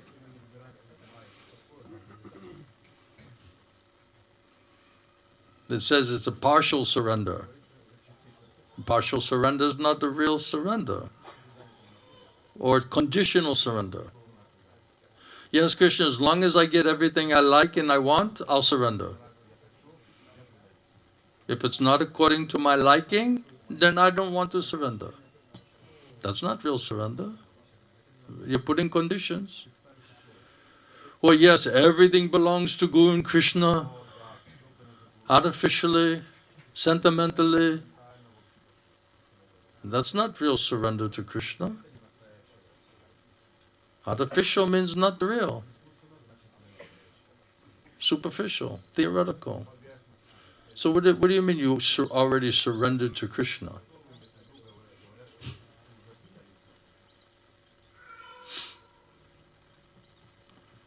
And then completely bewildered, have no idea what to do, what not to do. So this is the end result of your complete surrender to Krishna?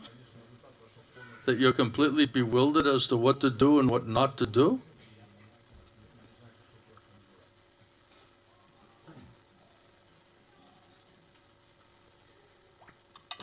This is such a light conversation, isn't it? Are you feeling light and fluffy? Yeah, this is the seminar. Cracking the coconut seminar. Yes. Maharaj is giving a seminar up on the roof.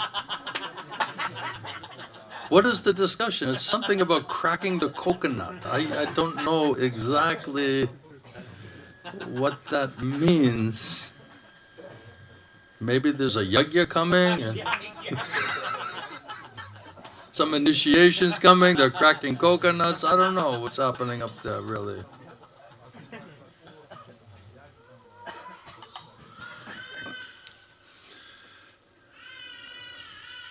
Maharaj, we want to hear some leelas, you know? Do you have any leelas? You know, like some kahanis? Like grandma used to tell? Sweet old grandma? Do you have any folk stories or anything mythological or? This is like too serious, man, you know? Kṛṣṇa. Yes, this is the lila of getting the coconut cracked. You don't know about that lila? Jagai and Madai knows about that lila. Prabhupada said, you people are worse than Jagai and Madai. They were simple and humble enough to get mercy. So we're worse than Jagai and Madai. We're not simple and humble enough to get mercy of Nityananda, Mahaprabhu. Enrico, nothing changing, man.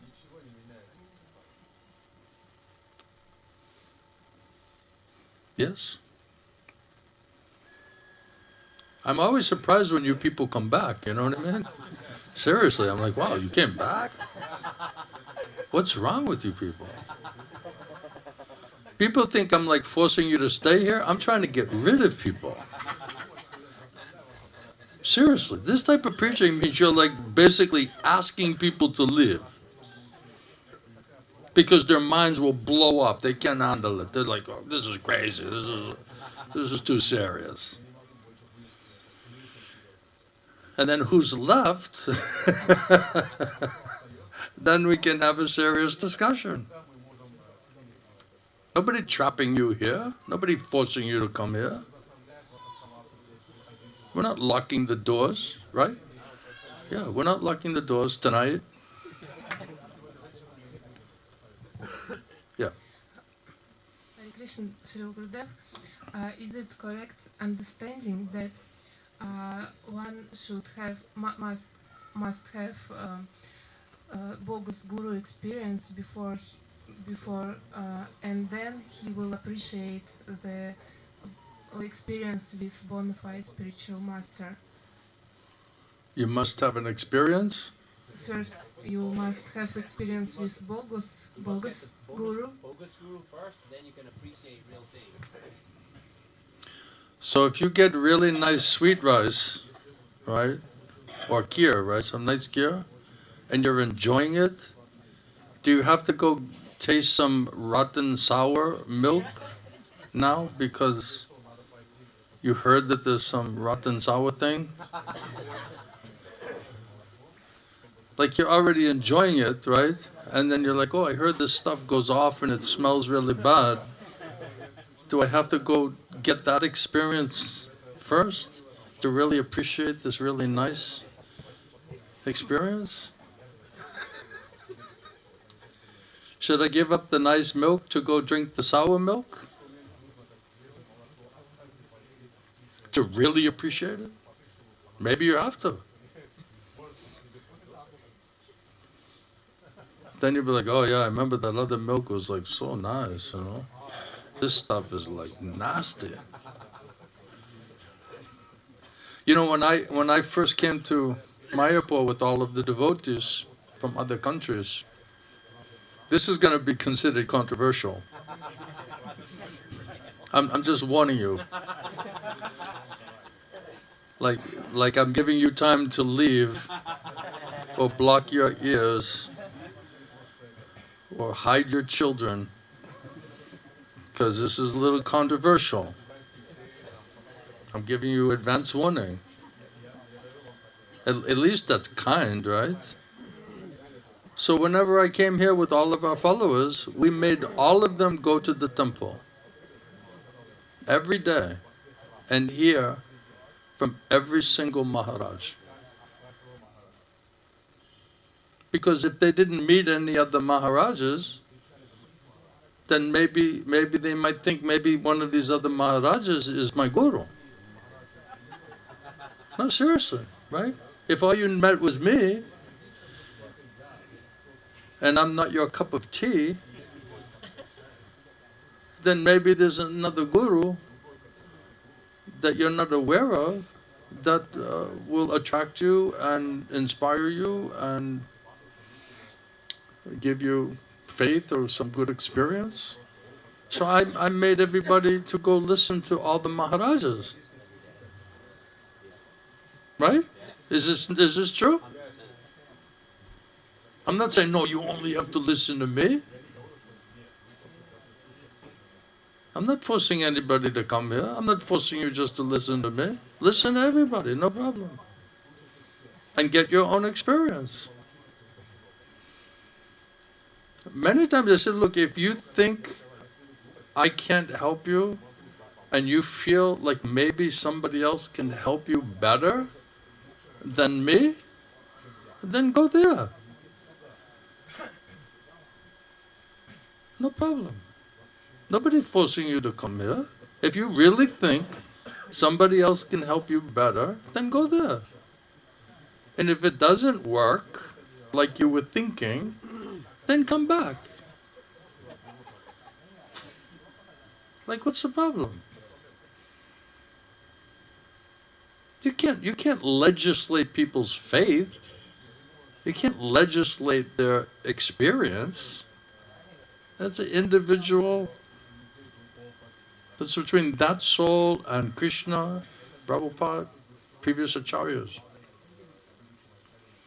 I'm just trying my best to be as helpful as possible, to share what I heard from my spiritual master and from Prabhupada's books and teachings. If that helps you and you feel benefited, then keep coming back. If you don't like, you're not satisfied by the answers, or you're not able to get rid of your doubts, or you think someone else can help you better than I'm trying to help you, then go to other guru. There's no problem. I'll write you a letter, I'll give you stamp, I'll even pay for your train and your bus and your whatever you want to do. Go see if it's going to work. If it works, great. I'm happy for you. If it doesn't work like you were thinking, then come back. That's my mood. Oh, he's forcing everybody just to listen to him, and he's like a cult, and oh, only you have to stay here, and you're locked in here. This is complete nonsense. You try to go listen to other Vaishnavas from that camp, then you tell me what is a cult. Then you tell me what is a cult. I broke out of the cult.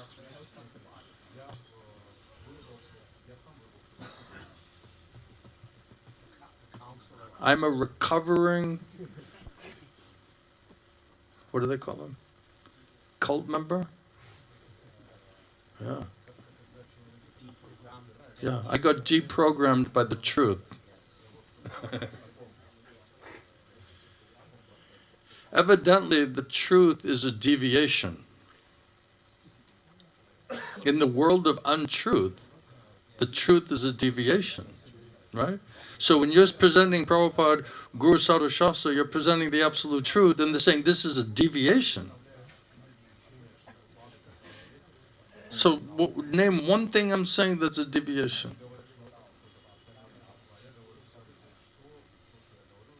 This is what cults do. Don't listen to them. You'll go to hell. You know, they're offenders to the Vaishnavas. Oh, this is a deviation. Don't listen to that presentation. So who's in the cult? I'm telling people go to some other guru. I'm practically begging people. Seriously. I'm begging people, please go. You're not serious. Maybe you'll become more serious with somebody else. And somehow they keep coming back here. So what to do? Then I have to try to help them, because they keep coming back. No offense to anybody. I mean, you're all wonderful people, more or less, depending on which modes of nature you're under.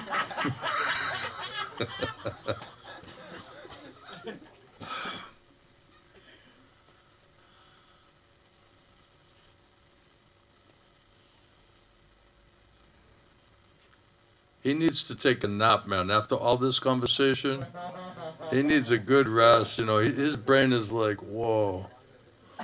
Yeah, go to sleep, man. Take a nap. So, does that answer your question? Do you need some spoiled milk? Would that help you to appreciate the nice, sweet milk? Would you appreciate it more? Did you ever drink milk and you're thinking it's fine? And then all of a sudden you realize it's like spoiled? And you're like, oh. And you take like a big mouthful. Did that ever happen to you? You're like, oh my God. Even just by mistake you got that association. It's like, oh, this is painful. Does that help at all? You can go listen to other Maharajas, no problem. I'm not just saying that. I honestly, really honestly believe that. That if people really think that maybe there's someone else and someone else can help them, go see for yourself. Yeah. Is it required to have such experience with both Ghost Guru, or you can avoid that? If Kṛṣṇa gives you intelligence and faith because of your sincerity and seriousness to surrender to Kṛṣṇa, and Kṛṣṇa convinces you, then Kṛṣṇa already convinced you. Your soul will already be convinced and satisfied. So if Kṛṣṇa convinced you, gave you faith and intelligence, and your soul is satisfied and happy, and you feel shelter and protection, then why you think you have to do something else.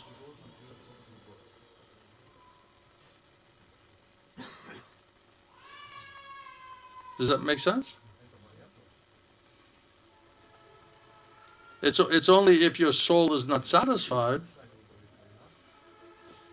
and you're not convinced, and Krishna did not convince you, gave you faith, intelligence, understanding, then you'll speculate maybe there's something else available. Yeah, you still have options available. So that's up to you. That depends on your faith and whether Krishna convinced you or not. If Krishna not convinced you, you're just accepting on some material, mental, sentimental, institutional platform, that will not satisfy your soul. Maya will just always be disturbing you because Krishna not actually convinced you. Then you'll keep listening to a stupid mind. Then you'll be exposed. Or your so-called faith will be exposed as being sentimental, artificial, speculative.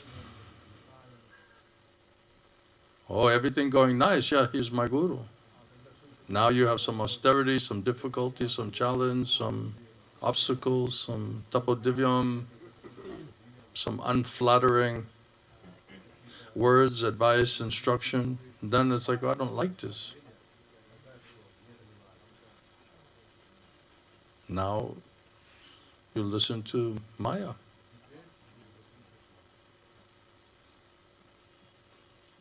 Krishna not convinced you yet? I cannot say when. If you don't know, that means Krishna not convinced you. So if you say, I don't know that Krishna convinced me, that means he not convinced you. So then it's a question of, if you're so sincere and serious to want to surrender to Krishna, then why Krishna didn't send you a bona fide guru and give you intelligence and faith and conviction that that is your guru? That means there's a problem with your sincerity and seriousness. And whether it's this guru or that guru is irrelevant. If you're not convinced, and Krishna not convinced you, that means you don't have sufficient faith in Krishna and you don't really want to fully surrender to Krishna, therefore Krishna is not giving you that type of intelligence and faith and convincing your soul. Then you're listening to your stupid mind. I don't know. Then you're lost, getting lost. My seriousness and my sincerity to want to fully surrender to Krishna, then you have to go back to recheck yourself. Because if you are serious and sincere, Prabhupada said, then Krishna will make an arrangement and give you intelligence and faith to understand who is your guru. If you don't have that intelligence and faith from Krishna and Guru, that means you are not so sincere and serious. Therefore they're not convincing you. The words and instructions is not convincing your soul. And instead you're just listening to your mind and your feelings and your emotions and your sentiment and your speculative addiction, and just remaining in the relative world of mental speculation and sentimentality. You'll never come to an absolute answer, one way or the other. Because Krishna not convinced you. If Krishna not convinced us, it's not Krishna's problem, it's our problem. Why Krishna not convince us? And if I'm not your guru, no problem, well then who's your guru? If you're so sincere and you're so serious to fully surrender to Krishna, then What intelligence and faith, where has Krishna convinced you to surrender and do submissive all reception to his parampara, disciplic succession? Can you answer that? Oh no, I didn't get that either. Oh. That's a problem. That means you didn't get first installment of mercy of Krishna, from Krishna.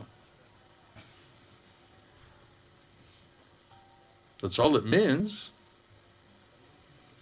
And then if you don't have unflinching faith in Krishna, you can't have unflinching faith in the Guru, and you can't have unflinching faith in his instructions that came from Krishna through the Guru.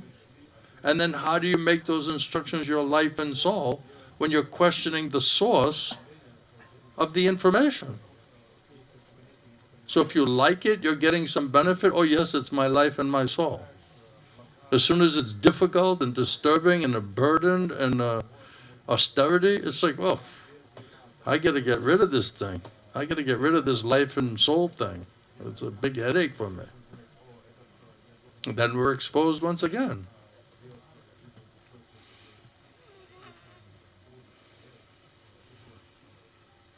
This is for serious students.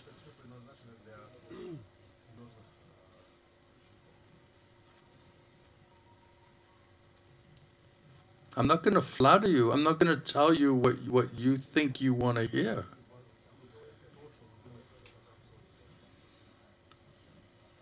I don't care if there's anyone left standing here, to be honest with you.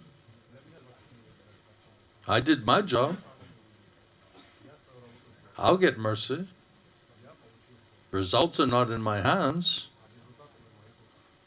All we can do is present the information as it is and pray for empowerment that you can hear and accept those words and instructions. Then that's up to you whether you're fortunate enough and smart enough and greedy enough to take advantage of the opportunity. I was very desperate and very greedy to understand. If you're not interested, you're not greedy, you're not desperate, you're not really interested, I can't really help you. I can't force you. I can only try to canvass on behalf of Guru and Kṛṣṇa, Guru, Sadhu and Shastra, and see if that's enough to purify you and convince you to think about this perspective. That's the best I can do. If you're not interested in that, I can't really help you. So if you think someone else can help you, you're very welcome to go to someone else. See if it works. If Kṛṣṇa convinced you, then keep coming back.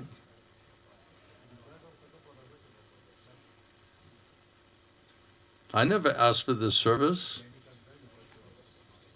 Believe me. This was forced onto me.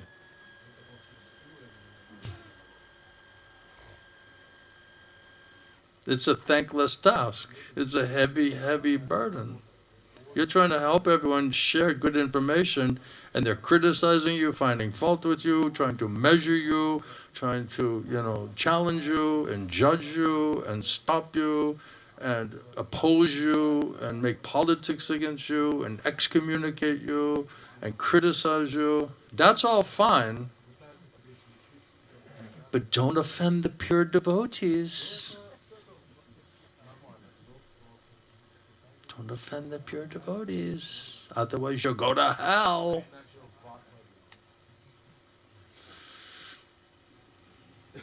Any last thing? Yes, sir. Maximilian. We call this the max factor.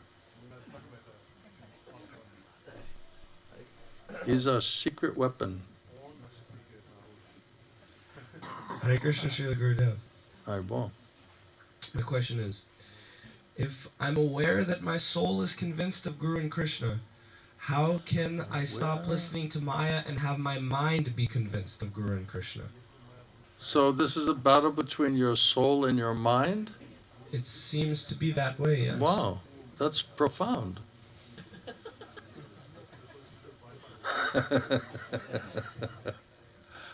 So it's almost like a Kurukshetra going on within inside of you. It's like you have like the devil on one shoulder and the angel on the other shoulder. Exactly. Right? And then they're whispering in each ear, and they're trying to see who will win Max, who will win over Max, who will Max choose to surrender to and listen to. Is it the devil? Is it Maya?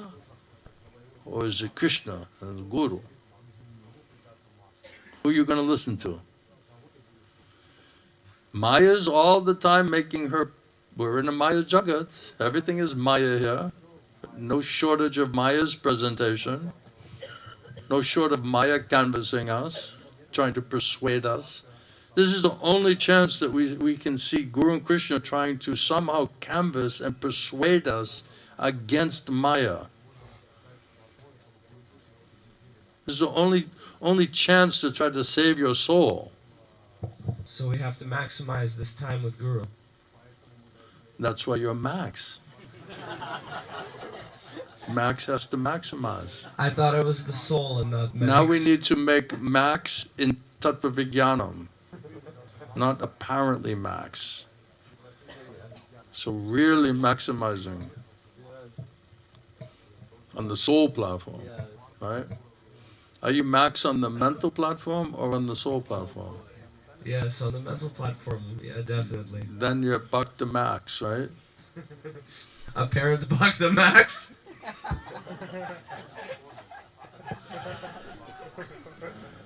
David, did you give him some of those cookies? I don't know what's in those cookies, man.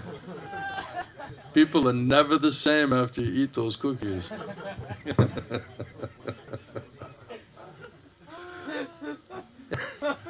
They put drugs in their cookies.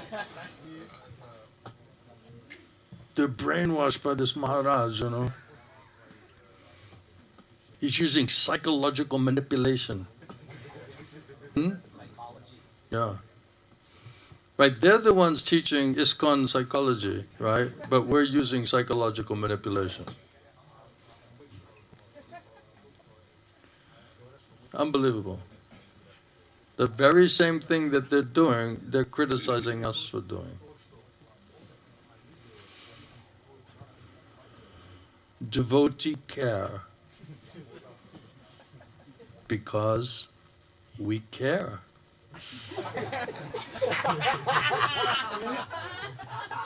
We care. You see my heart?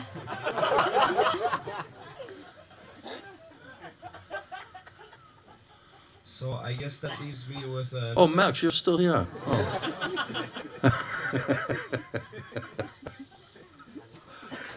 Sacrifice of compassion. Yeah. Oh,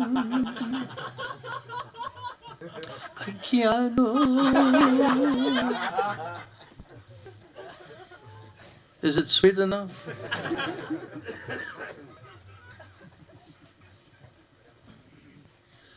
Why are you laughing? I'm just praying. It's not a performance, you know.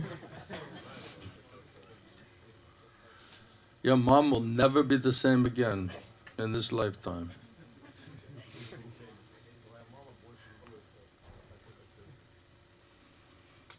We invite all the mothers to come. Yeah, come live with us, we'll feed you, we'll take care of you, take you to the hospital, whatever you need. And then they don't want to come, and then they say, oh, he's breaking up families.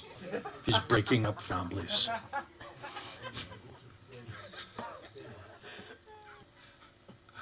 It's madness, complete madness. Any other thing? Yeah? Just one last Max, thing. are you still alive? Yes. All right, Max. So, just wanting to know, I agree totally, yes. This is just me and you having a conversation, Max.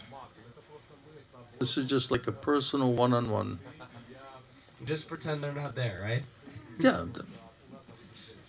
This is eternal, Baba. I see. Yeah, so I understand and I agree. Yeah, that means that I have to maximize my hearing and association from you, so then my mind will also be convinced. How can I make sure No, that your mind cannot be convinced. Oh. Yeah. We got to get rid of that guy. Yeah. You got to purify it. You got to dissolve it. Prabhupada says you have to Kṛṣṇaize it.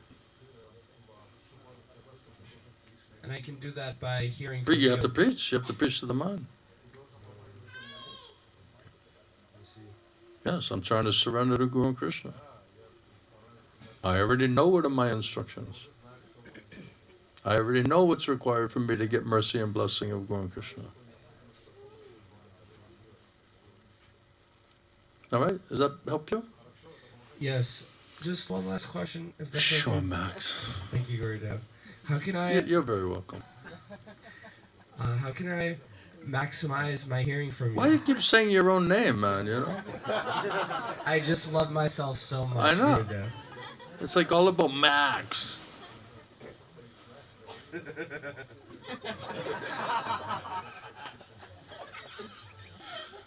Brother Bob, you think this is easy, man?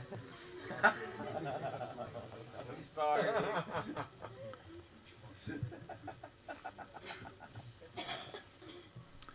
Who let the dogs out?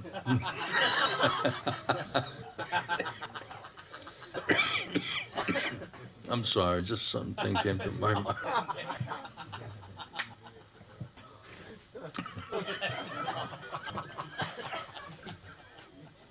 Who let the strays out?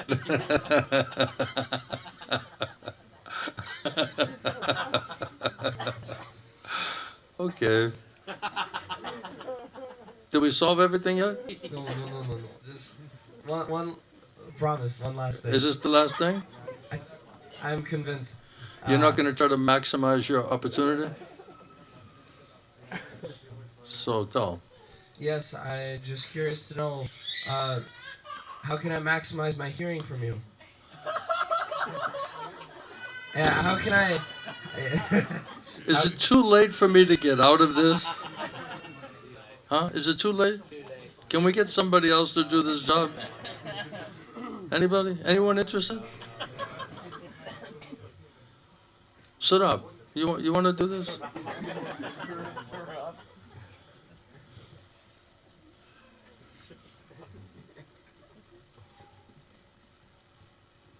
Anyone else besides Max?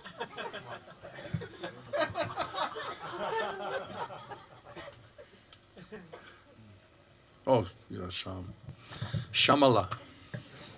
I call him Shamala. Hare Krishna, Gurudev. Isn't that a great name for him? Shamala? Isn't it fitting?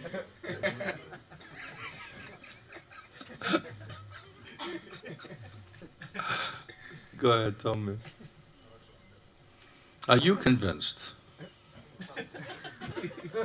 Is anybody convinced? That's what I wanted to ask.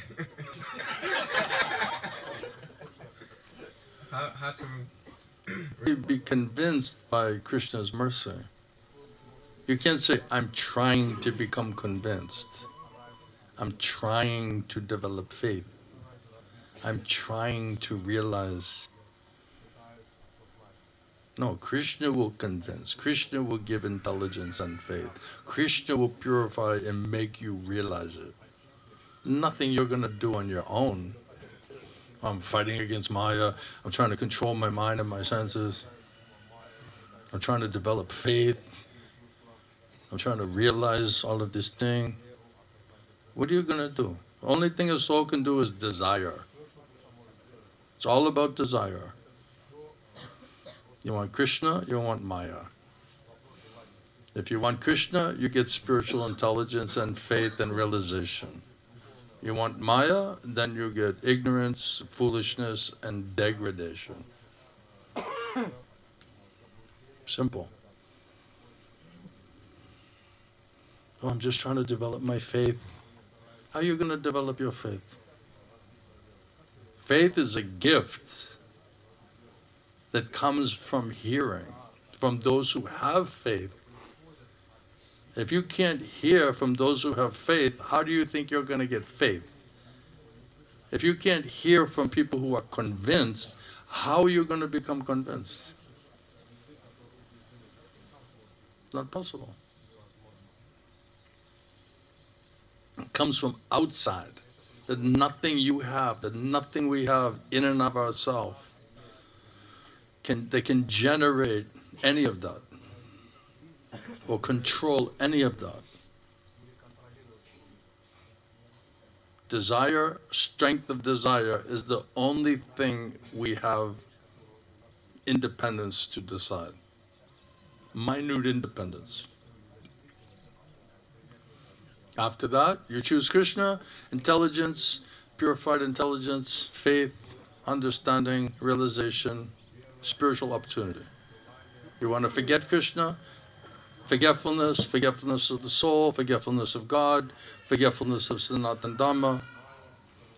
Then Maya just floods your intelligence, mind and senses for sinful desires and sense gratification, and then you're dragged to commit all of that and forced to suffer sinful reactions. Those are the two choices. Those are the two options. Now it's up to us, when you hear that, to say, are we going to be fortunate or unfortunate? Are we going to be insane, mad, killers of the own soul?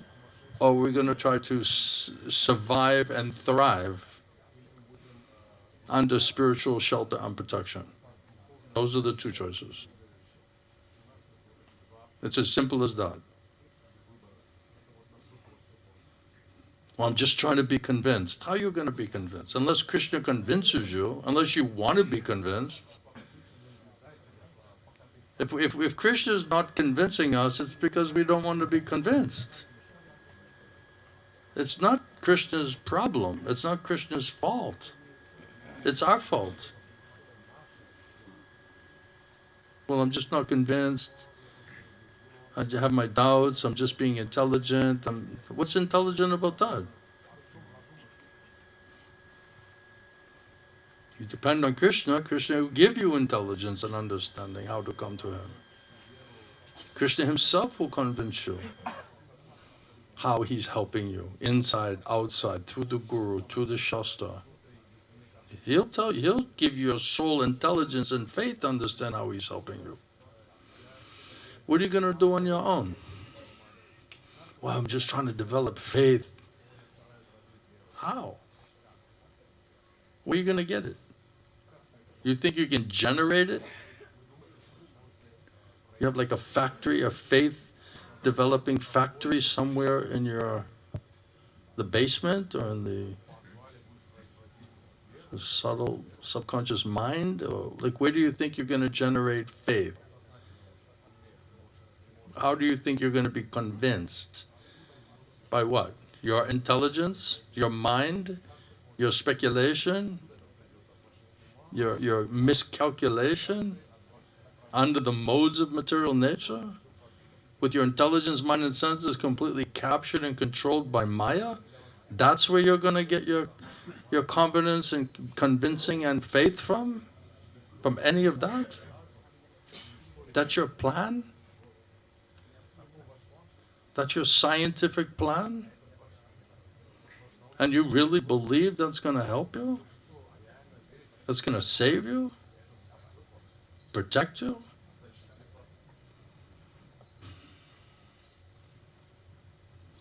This is for serious-minded people. Otherwise, we're lost and getting more lost, and we'll end up lost. Because listening to the stupid mind, addicted to mental speculation, overly emotional and sentimentally attached, that's all controlled by Maya. How you get out of Maya if everything that you're listening to and attached to is all coming from Maya? That's going to give you great advice? Enrico, you're getting great advice by your intelligence, mind and senses? It's all completely pure and absolute and correct and...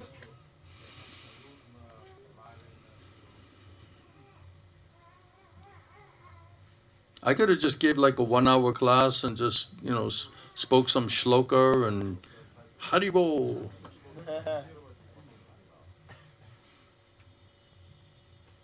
We're doing work.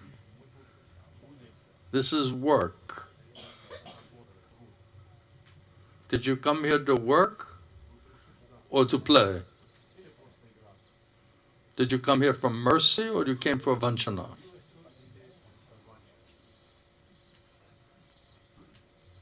Only Krishna will know. We cannot cheat Krishna.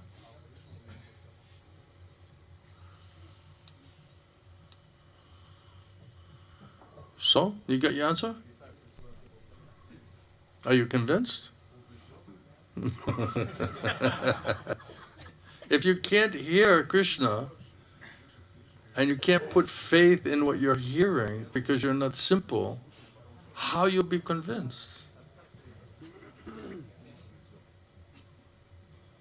If you're not simple, you can't hear, you can't develop faith, how you'll be convinced?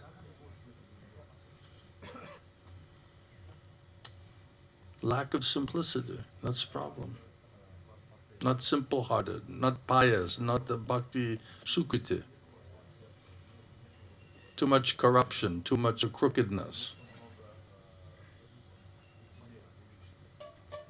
Too much speculation. They can't hear, no faith, how you be convinced? Krishna says you can't hear because of your false ego, you're lost. So if you're lost and you have false ego and you can't hear and you can't develop faith and you can't be convinced, then you're lost. Do you at least realize that? That's self-realization. Now what are you going to do about it? Are you going to say, oh well? Or are we going to cry to Krishna, wow, I'm in huge, huge trouble. I'm in a very, very dangerous position. That's what Krishna is waiting to see. So I can't make you do that. I can only paint the reality of the picture and give you Krishna's side of the canvassing, and then everyone has to decide for themselves. All right? Madhuri, you had a question, a point?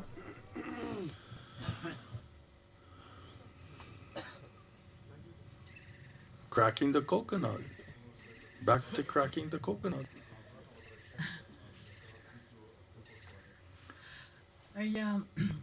She's so simple, isn't she, this Mataji? Simple like a child. Гурудев, вы слышите мои мысли. Я два слова скажу. Во-первых, поблагодарить хочу за сегодняшнюю встречу, за вопросы-ответы всех преданных, за ваши ответы, за их вопросы. И сказать, что я много слушала разных гурудевов, прежде чем к вам попасть. I don't speak Russian, Mataji, I'm sorry. Хорошо. Что-нибудь, I wish I did. Что-нибудь уже перевели, нет? Что-нибудь? It'd be nice. Хорошо. Then I could chastise you in Russian. Excuse me. Окей. Сначала. It'd be a nice flavor. Русский flavor.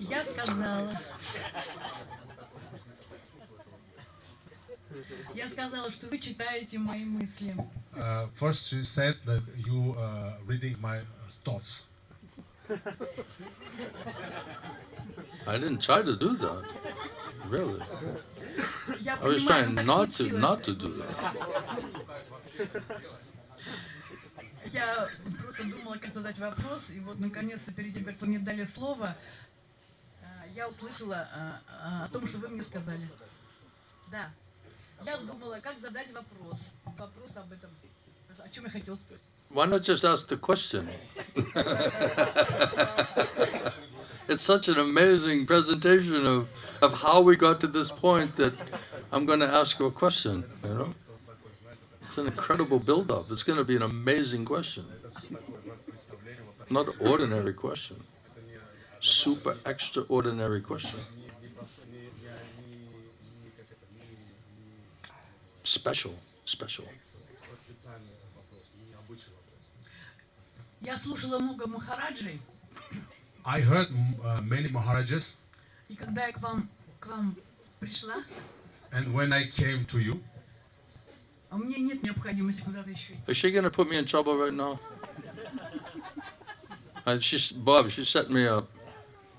There is no need to go to other place for me. I'm trying to make you go to other place. Именно я, You just keep coming back here. So I am duty bound to try to help you. What to do? и я поняла, что I've decided that you are my spiritual master. And I'm like, but did I decide to accept you as my disciple? Isn't this like a two-way plan? After careful consideration, I have decided that you are the lucky person to accept the humble servant of myself. So I have selected you as my spiritual master. And I'm thinking like, what did I do wrong? How did I get so lucky? How did I become so fortunate? She was like, she always starts off so happy, and then I start answering in such a way, and she's like, oh, this is going to be really bitter, you know? I'm sorry. It's not me, actually, you know? This is the only thing that's coming. I'm just like repeating it, you know? I don't even want to do that. я благодарю вас. thank you. И Another happy customer.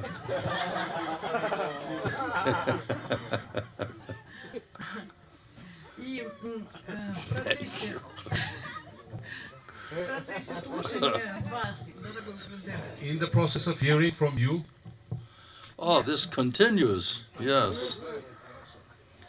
Yes. я убеждена была, I Кришной, convinced что самое важное в восстановлении отношений с Кришной — это простота и доверие. that the most important thing in the reestablishing our relationship with Krishna is Простота и доверие. Simplicity and trust. And what? Simplicity and trust.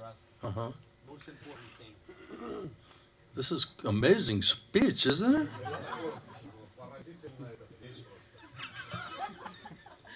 Я очень убеждена, что мне нужно очень много простоты. I convinced very much that I need a lot of simplicity. I'm lacking a lot of simplicity. Now you're talking. It took all of that previous talk, right, to come to that point, you know? Да. И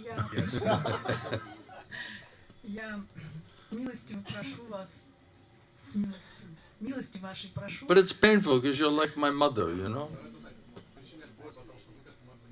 Sometimes you have to a little correct your mother, you know?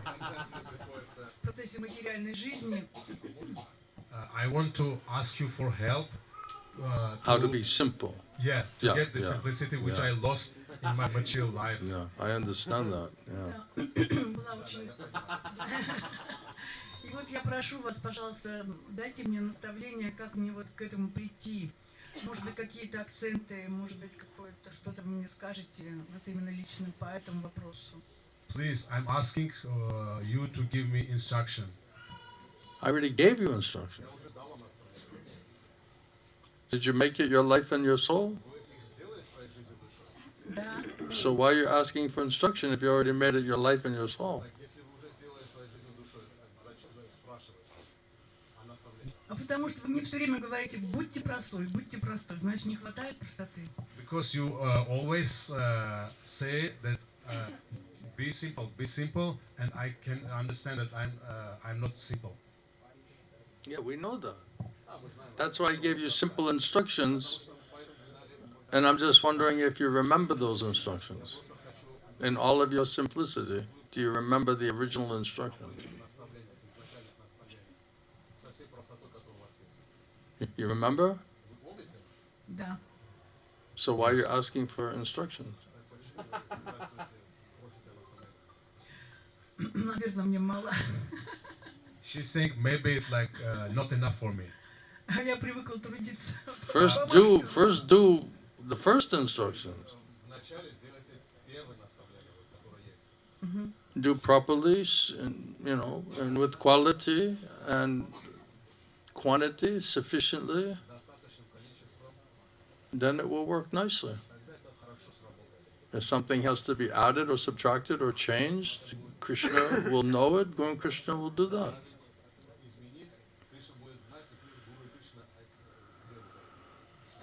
Хорошо. Okay. All right? Благодарю вас. Thank you. Thank you very much. Whew, I'm glad we have all night, We can be here till midnight the way this is going. No, he's not ready yet to go. His guru didn't let him leave yet. Mataji didn't release him.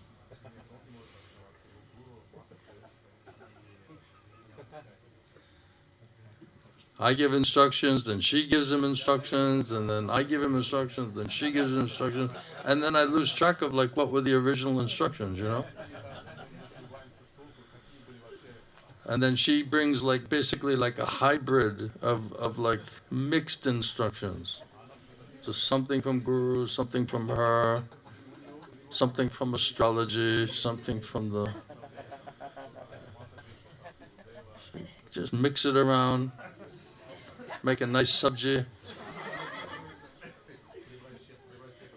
and then make him eat it, see if it kills him or strengthens him.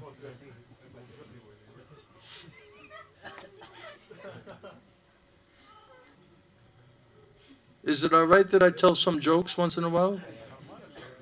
Is that all right? They said I'm a very mean person. So I thought that meant I'm not allowed to make any jokes. Any last thing while you're still held captured here, captive?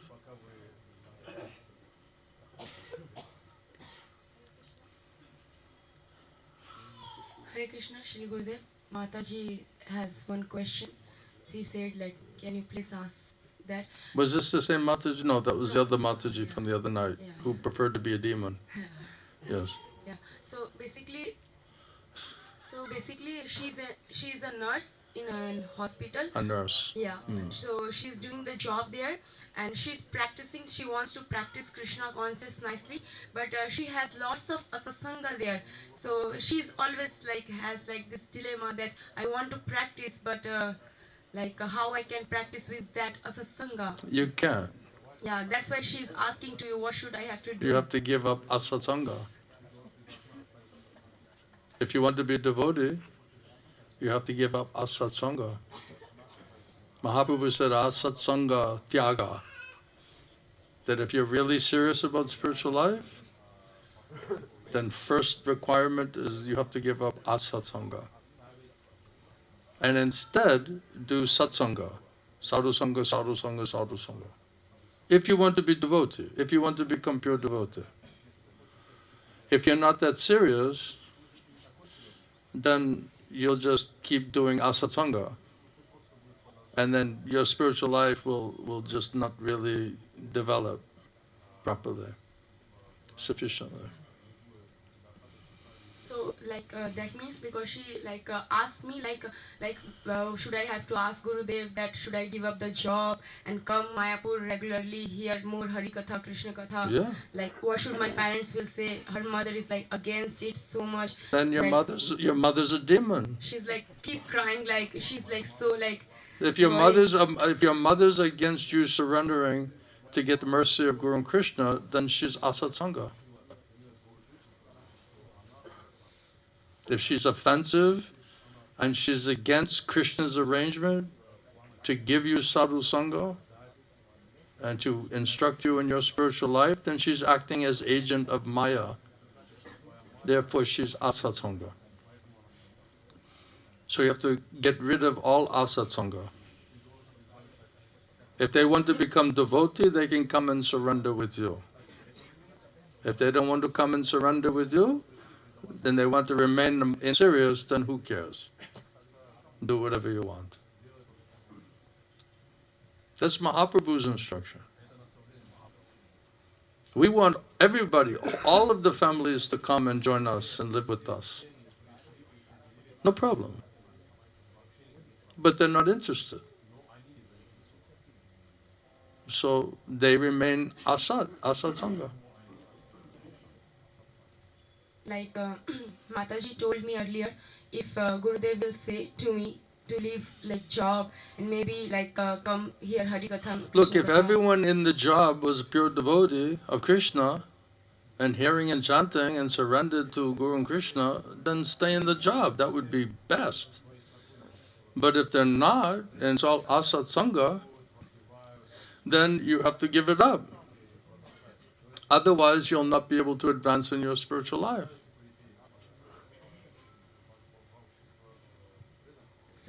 So that's up to you to decide. Are you trying to please Krishna, Guru and Krishna, or are you trying to please your mother and your father? Are you a servant of Guru and Krishna in Krishna consciousness, or are you a servant of Maya? She is saying that she want to become devotee and she want to serve in Guru Krishna family. Okay, then come. Because mother is not aligned, and if she has to give up the job, so where should she will stay? How she will maintain herself? You come and live with the devotees. We'll take care of you. We'll give you shelter. We'll give you seva, service, job, prasadam, whatever you need. That's our responsibility. If you want to give up asatsanga and surrender to Guru and Krishna, then it's our responsibility to help you. That's our duty. That's our responsibility. Then it's up to you to decide. Do you want to serve Guru and Krishna on spiritual platform, or you want to serve Maya on bodily platform? Are you trying to serve spiritually, or you want to try to please everybody materially? She said she want to serve Guru and Krishna. Then come and surrender. And then we'll take care of you. And if your mother wants to come and join, or your family wants to come and join, they can also come and join. We'll also take care of them. We'll be happy to have them. But if they don't want to surrender and they're not serious spiritually, then they're asatsanga, therefore you should reject them. That's Mahaprabhu's instruction. If you're serious about spiritual life. If you don't care, then stay in Maya. Try to please everyone in the Maya family instead of Guru Krishna's family. Alright? Is that clear enough?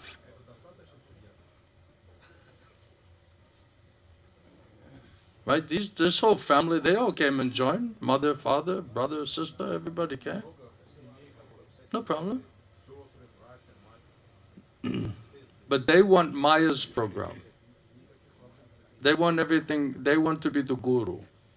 They want to be the center of the universe. Instead of serving Guru and Krishna Samsara. It's a Maya Sangha.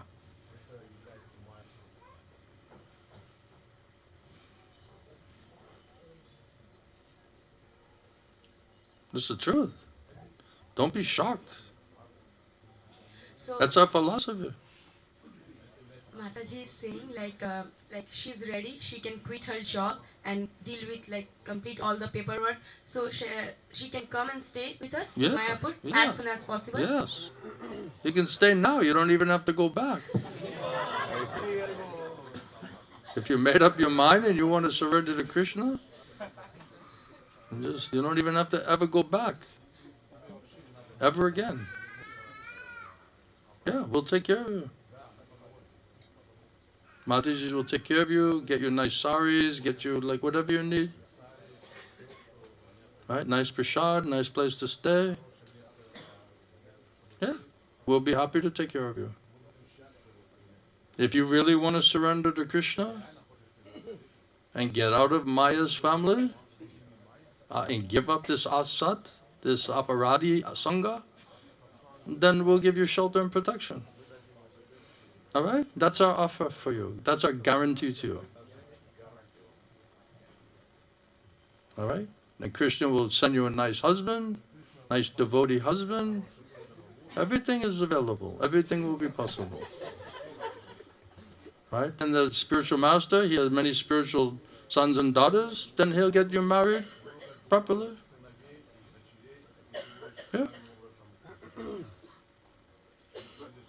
Kṛṣṇa will make nice arrangement, give you nice devotee husband, wife.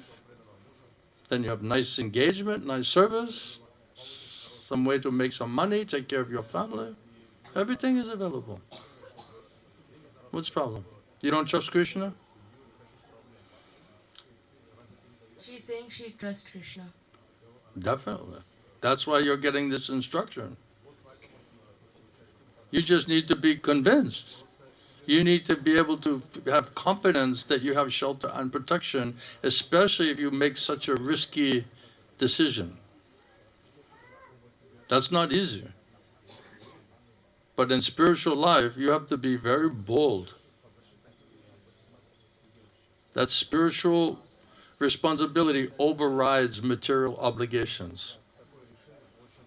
It says if you surrender to Kṛṣṇa, you're no longer obliged to try to serve or please the demigods or the forefathers or your family, your mother, your father, your brothers and sisters, your so-called friends, community, nation, institution. You don't have to please any of these people if you surrender to Kṛṣṇa.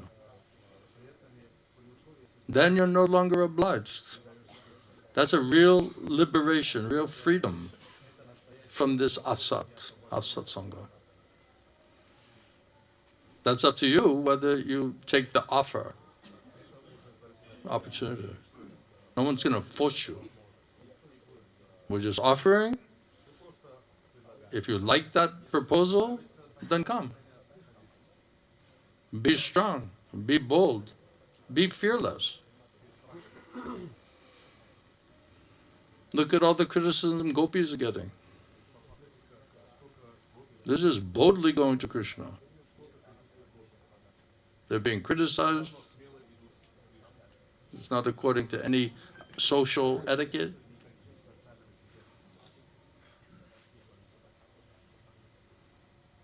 Or the wives of the brahmanas, right? The husbands are all doing yajna, they're just running to go serve Kṛṣṇa and Balaram, right? They're not trying to satisfy the husband in this material bodily relationship. They're trying to surrender and serve Kṛṣṇa and Balaram. All right? This is what your soul wanted. Kṛṣṇa brought you. You don't see any way else that can work. It cannot work spiritually. So it's obvious that that's what you have to do. It's not complicated.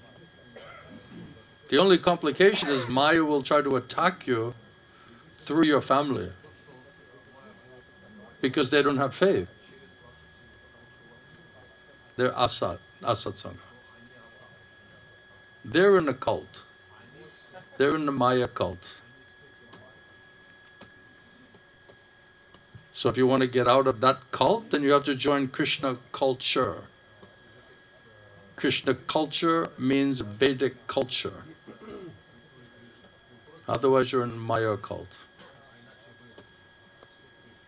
One is tattva vichāra, other is Maya katha.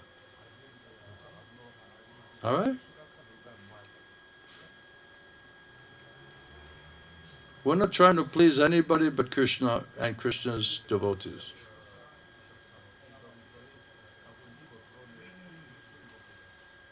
Then if you're really Kṛṣṇa devotee, then how are you not accepting this instruction? How are you not accepting this philosophy? Why you say you're Kṛṣṇa devotee and then you don't like this information? You're opposed to it. You're offended by it. So how are you a Kṛṣṇa devotee? Anybody else? Welcome, welcome. We're happy to have you. This is so fun, isn't it? Aren't you feeling like you're having a good time? Are you having a good time back there, my friend? You woke up again. All right, he's getting fired up now. He had to take a little nap, then he got some strength, and he woke up, and now he's ready to go another session.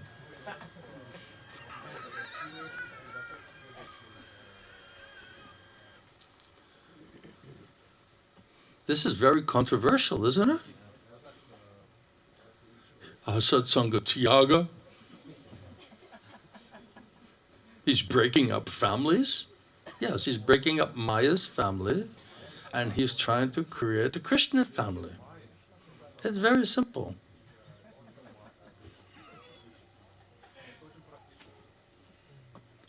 Are you happy, my friend?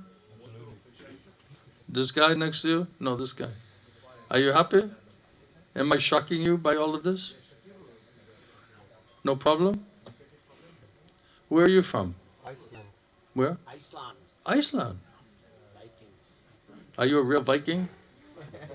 Are you a soldier? Only for Mahaprabhu. Any last thing? We got Vikings. This is a very auspicious night tonight.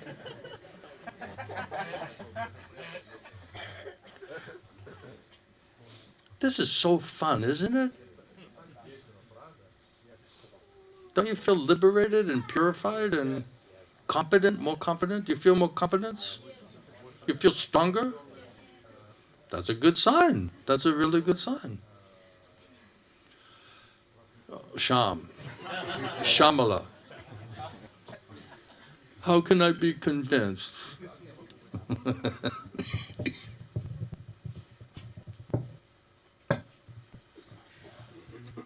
How does satsanga affect us? You know very well.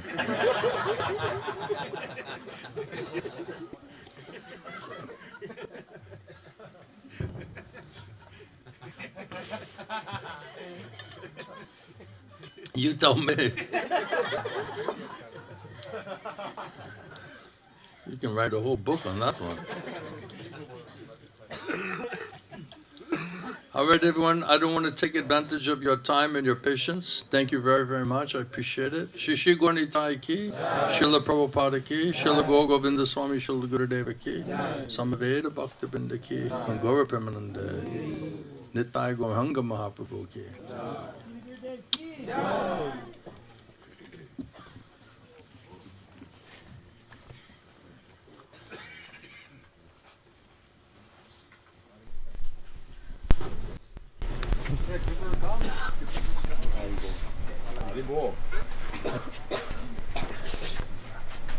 She deserves it. Она заслужила это. Она смелая. In spiritual life, you have to be very brave. В духовной жизни ты должен быть очень Even if you're смелым. Mataji, you have to be strong. Даже если ты Матаджи, ты должна быть сильным. Because tomorrow, like before asking to you, like she has to go for her job, but now you said you don't need to do. So she said because of the paperwork, so many things, it needs 1 month. So what she'd have to do because she really wants to like do surrender. I'm just worried that if you go there, then Maya may capture you. No. Are you sure? Yes. You're strong enough to handle that? Yes. Okay. And make sure she's protected. All right? Keep a track of her. All right? Позаботься, чтобы у нее все было хорошо. Thank you, everybody. Спасибо всем. Haribol. How's Mataji doing? You doing all right? You're having a nice time in Mayapur? У вас все хорошо, вы хорошее время проводите. All right. Спасибо. Hare Kṛṣṇa. She's getting some mercy. Oh, you guys are gonna get it.